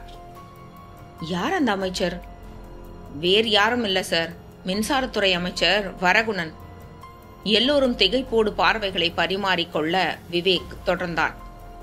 அருக்காணியும் அவளுடைய தந்தை வெள்ளைச்சாமியும் 2 வருஷங்களுக்கு முன்னால் கிணற்றுமேட்டில் மோட்டார் பம்பை ரிப்பேர் பார்த்து கொண்டிருந்த போது மின்சாரம் தாக்கி இறந்து போனதாக போலீஸ் ரிப்போர்ட்டும் அவர்களுடைய போஸ்ட்மார்ட்டம் ரிப்போர்ட்டும் சத்தியம் செய்து சொல்லியிருந்தாலும் எனக்கு இதில் ஒரு சந்தேகம் இருந்தது. சந்தேகத்துக்கு காரணம், வெள்ளைச்சாமிக்கு மின்சாரம் சம்பந்தப்பட்ட எல்லா எலக்ட்ரிக் வேலைகளிலும் நல்ல ஈடுபாடு உண்டு என்று அந்த பகுதி மக்களை விசாரித்த போது தெரிந்தது. என்னுடைய சந்தேகத்துக்கு இன்னொரு காரணம், செம்மேட்டு பகுதியை சேர்ந்த மின்துறை ஊழியர்களான 2 லைன்மேன்கள் பெயர்கள் மோகன்ராஜ், ராஜமாணிக்கம். 2 பேரும் அருக்காணி வெள்ளச்சாமி மரணங்கள் நடந்த 1 வார காலத்துக்குள் ஈரோட்டுக்கு டிரான்ஸ்பர் செய்யப்பட்டது. 3வது காரணம், 2 வருடங்களுக்கு முன்னால் அருக்காணி வெள்ளச்சாமி கொலை செய்யப்பட்ட நாள் அன்றும் அதற்கு முந்தைய நாளிலும் வெளிவந்த எல்லா செய்தித்தாள்களையும் பத்திரிகை அலுவலகத்திலிருந்து வாங்கி ஒரு வரி விடாமல் படித்து பார்த்தபோது அந்த தேதிகளில் மின்துறை அமைச்சர் வரகுணன் கோவை செம்மேடு பகுதியில் இருந்த பயனியர் பங்களாவில் தங்கி ஓய்வு எடுத்த விவரம் தெரிந்தது. அருக்காணி மூலமாக தீவிரவாதி பரமசிவ குருக்களின் மூளையில் பதிவாயிருக்கும் உண்மைகள் வெளியே வரும்போது அதில் தன்னுடைய பெயரும் இடம்பெற்று விடலாம் என்று பயந்து போன அமைச்சர் வரகுணன் தனக்கு கீழே பணிபுரியும் மின்துறை அதிகாரிகளை பயன்படுத்தி லைன்மேன்கள் மோகன்ராஜ், ராஜமாணிக்கம் மூலமாக அருக்காணியை தீர்த்து கட்டியுள்ளார். கவர்னர் நிமிர்ந்தார். அருக்காணியையும் வெள்ளைச்சாமியையும் கொலை அமைச்சர் வரகுணன் தான் என்பதற்கும் அவர் தமிழ்நாட்டில் நடைபெற்ற குண்டுவெடிப்புகளுக்கு காரணமானவர் என்பதற்கும் உங்களிடம் ஆதாரங்கள் இருக்கிறதா? தகுந்த ஆதாரங்கள், சாட்சியங்கள் இல்லாமல் ஒரு அமைச்சரின் மீது எந்த ஒரு நடவடிக்கையும் என்னால் எடுக்க முடியாது. ஆதாரங்களும் சாட்சியங்களும் இருக்கிறது சார். நீங்கள் அனுமதி கொடுத்தால் இப்போதே நிரூபிக்க தயாராக உள்ளேன். Show the evidence and witness. Vivek தன் செல்போனை எடுத்து சில எண்களை தட்டினான். பிறகு பேசினான். மிஸ்டர் பிரேம்நாத், அந்த 4 பேர்களையும் அழைத்து கொண்டு வாருங்கள். அப்படியே 2 வருஷத்துக்கு முந்தைய அந்த பத்திரிகைகளையும் கொண்டு வாருங்கள். அத்தியாயம் 22. சரியாய் 10 நிமிஷம். சிஐடி ஆபீசர் பிரேம்நாத் அந்த 4 பேரையும் கூட்டிக் கொண்டு கவர்னரின் அறைக்குள் நுழைந்தார். சுவர் ஓரமாய் வரிசையாய் நிற்க வைக்க விவேக் கவர்னரிடம் திரும்பினான். சார், முதலில் நிற்கிற இந்த நபர்தான் மோகன்ராஜ், அடுத்ததாய் நிற்கும் நபர் ராஜமாணிக்கம். இவர்கள்தான் அருக்காணியையும் வெள்ளைச்சாமியையும் மின்சாரம் பாய்ச்சி கொண்டார். இவர்களுக்கு அடுத்தபடியாய் நிற்கிற நபரின் பெயர் ராபின், கோவை கிழக்கு மண்டல மின்சார பொறியாளர். இவர் கொடுத்த இன்ஸ்ட்ரக்ஷன் பேரில்தான் மோகன்ராஜும் ராஜமாணிக்கமும் செயல்பட்டிருக்கிறார்கள். ராபினுக்கு பக்கத்தில் இருப்பவர் பெயர் பூங்குன்றன், அமைச்சர் வரகுணனின் முன்னாள் பர்சனல் செக்ரட்டரி. வரகுணன் திட்டம் போட்டு கொடுக்க அந்த திட்டத்தை ராபினுக்கு சொல்லி செயல்படுத்தியவர். அமைச்சர் வரகுணனின் நிழல் என்று இவரை சொல்வதும் உண்டு. கவர்னர் ஒரு கோப பார்வையோடு பூங்குன்றனை ஏறிட்டார். மிஸ்டர் விவேக் சொல்வது உண்மையா? பூங்குன்றன் வியர்த்த முகத்தோடு தலையை ஆட்டினார். உண்மைதான் சார். அமைச்சர் வரகுணனின் சட்டவிரோதமான காரியங்களும் அவர் செய்கிற படுகொலையும் எனக்கே ஒரு கட்டத்தில் பயமாக இருந்தது. அவருக்கு பிடிக்காதவர்கள் யாரும் உயிரோடு இருக்கக்கூடாது என்பதில் அவர் பிடிவாதமாக இருந்தார். வடநாட்டு நகரங்களில் பலத்த போலீஸ் பாதுகாப்பு இருந்ததால் அங்கே ஊடுருவ முடியாத தீவிரவாதிகள் தமிழ்நாட்டில் உள்ள சென்னை, கோவை, மதுரை, திருச்சி நகரங்களை தாங்கள் நிலை கொள்வதற்கு தேர்ந்தெடுத்தார்கள். வரகுணன் ஒரு காலத்தில் மதுரையில் தாதாவாக இருந்த காரணத்தால் தீவிரவாத கும்பல் அவரை சுலபமாய் தொடர்பு கொண்டது. எந்தெந்த நாட்களில் எந்தெந்த நாச காரியங்களில் ஈடுபடலாம் என்று அவர்கள் பட்டியல் போடும்போது என்னுடைய மனம் பதறும். ஆனால் கடுகளவு எதிர்ப்பு தெரிவித்தாலும் என்னை அவர்கள் தீர்த்து கட்ட தயங்க மாட்டார்கள். எனக்கும் குடும்பம், மனைவி என்று இருந்த காரணத்தால் மனதை இரும்பாக்கி எல்லாவற்றையும் பொறுத்து கொண்டேன். வரகுணனை நீங்கள் கைது செய்தால் நான் அபூர்வராக மாறி கோர்ட்டில் எல்லா உண்மைகளையும் சொல்ல தயாராக இருக்கிறேன். பரமசிவ குருக்கள் போலீசில் மாட்டிக்கொண்ட நிமிஷத்திலிருந்தே அமைச்சர் வரகுணன் நிம்மதி இல்லாமல் இருந்தார். போலீசில் எதையாவது உளறி விடுவானோ என்கின்ற பயம் அவரை வாட்டியது. போலீசிடம் அவன் வாயை திறக்கவில்லை என்று அறிந்தபோது ரொம்பவும் சந்தோஷப்பட்டார். ஆனால் அந்த சந்தோஷம் ஒரு நாள் கூட நீடிக்கவில்லை. ஏழாவது அறிவு படைத்த அருக்காணி மூலம் பரமசிவ குருக்களின் மூளையில் பதிவாகியுள்ள உண்மைகளை வெளியே கொண்டு வரப்போகிறார்கள் என்று தெரிந்தவுடனே அருக்காணியை தீர்த்து கட்ட வரகுணன் முடிவு செய்தார். அவளுடைய மரணம் வித்தியாசமாக இருக்க வேண்டும் என்பதற்காக அவளை கொலை செய்த பின் அவளுடைய மூளையை தனியே எடுத்து ஒரு ஃபார்மலின் ஜாடியில் மிதக்கவிட்டு ஏதாவது ஒரு மியூசியத்தில் கொண்டு போய் வைக்க வேண்டும் என்று உத்தரவிட்டார். இந்த கொலை செய்ய ஒரு கூலிப்படை நபரை தேர்ந்தெடுத்தோம். அவனுக்கு 2 லட்சம் ரூபாய் தருவதாக பேசியும் ஆயிற்று. ஆனால் அடுத்த நாளே வரகுணன் அந்த திட்டத்தை மாற்றிக்கொண்டார். அருக்காணியின் மரணம் இயற்கையானதாக, ஒரு விபத்தில் நேர்ந்ததாக இருந்தால் தனக்கு பாதுகாப்பானது என்று நினைத்தார். அந்த கூலிப்படை நபரிடம் அவசரப்பட்டு அருக்காணி பேரம் பேசியது குறித்து வருத்தப்பட்டவர் அந்த நபரை தீர்த்து கட்டும்படி தீவிரவாதி ஒருவனுக்கு இன்ஸ்ட்ரக்ஷன் கொடுத்தார். ஆனால் அந்த கூலிப்படை நபர் கடைசி வரை கிடைக்கவில்லை. பூங்குன்றன் சொன்ன எல்லாவற்றையும் கேட்டுக்கொண்ட கவர்னர் டிஜிபியிடம் திரும்பினார். நான் அனுமதி தருகிறேன். அமைச்சர் வரகுணனை கைது செய்ய தேவையான ஏற்பாடுகளை மேற்கொள்ளுங்கள். Yes sir. அத்தியாயம் 23. சன், ஜெயா, ராஜ், விஜய் எல்லா டிவி சேனல்களிலும் நியூஸ் ரீடர்கள் கீழ்கண்ட செய்தியை தலைப்பு செய்தியாக வாசித்துக் கொண்டிருந்தார்கள். தலைப்புச் செய்திகள்: தமிழ்நாட்டின் வெடிகுண்டு கலாச்சாரத்திற்கும் அருக்காணி வெள்ளைச்சாமி கொலைகளுக்கும் காரணமான தமிழக அமைச்சர் வரகுணனை கைது செய்ய கவர்னர் உத்தரவிட்டதை தொடர்ந்து போலீஸ் படை அவர் வீட்டிற்கு சென்றனர். ஆனால் அவர் தலைமறைவாகிவிட்டார். அவர் நேபாளத்திற்கு தப்பி சென்றிருக்கலாம் என்று கூறப்பட்டதை தொடர்ந்து போலீஸ் படை ஒன்று நேபாளம் நோக்கி சென்றுள்ளது. டிவி பார்த்து கொண்டிருந்த விஷ்ணு லேப்டாப்பை இயக்கிக் கொண்டிருந்த விவேக்கிடம் திரும்பினான். Boss, party escape. விவேக் புன்னகைத்தான். இனிமேல் அமைச்சர் வரகுணனை மறந்துவிட வேண்டியதுதான். என்ன பாஸ் சொல்றீங்க? நம்ம தமிழ்நாட்டு போலீஸால அவரை பிடிக்க முடியாதுன்னு சொல்ல வரீங்களா? நான் அந்த அர்த்தத்துல சொல்லலடா. பின்ன அவர் இப்போ அந்த தீவிரவாதிகளோட பாதுகாப்பில் எங்கேயாவது தலைமறைவா இருப்பார். போலீஸ் அவரை நெருங்குற மாதிரி ஒரு சூழ்நிலை வந்தா அந்த தீவிரவாதிகள் வரகுணனை சுட்டு கொண்டு அவங்க தப்பிச்சுட்டு போயிடுவாங்க. சபாஷ், சரியான தீர்ப்பு என்றான் விஷ்ணு. டிவி விளம்பரத்தில் ஜான்சன்ஸ் பேபி கைகளை தட்டி கொண்டு சிரித்தது. இதுவரையில் நீங்கள் கேட்டது திரு ராஜேஷ்குமார் எழுதிய விவேக் ரூபலா விஷ்ணுவின் துப்பறியும் அதிரடி நாவல்களில் 7வது அறிவு. இது போன்ற பல நாவல்களை வாசிக்க நான் ரெடி. கேட்க நீங்களும் ரெடி தானே?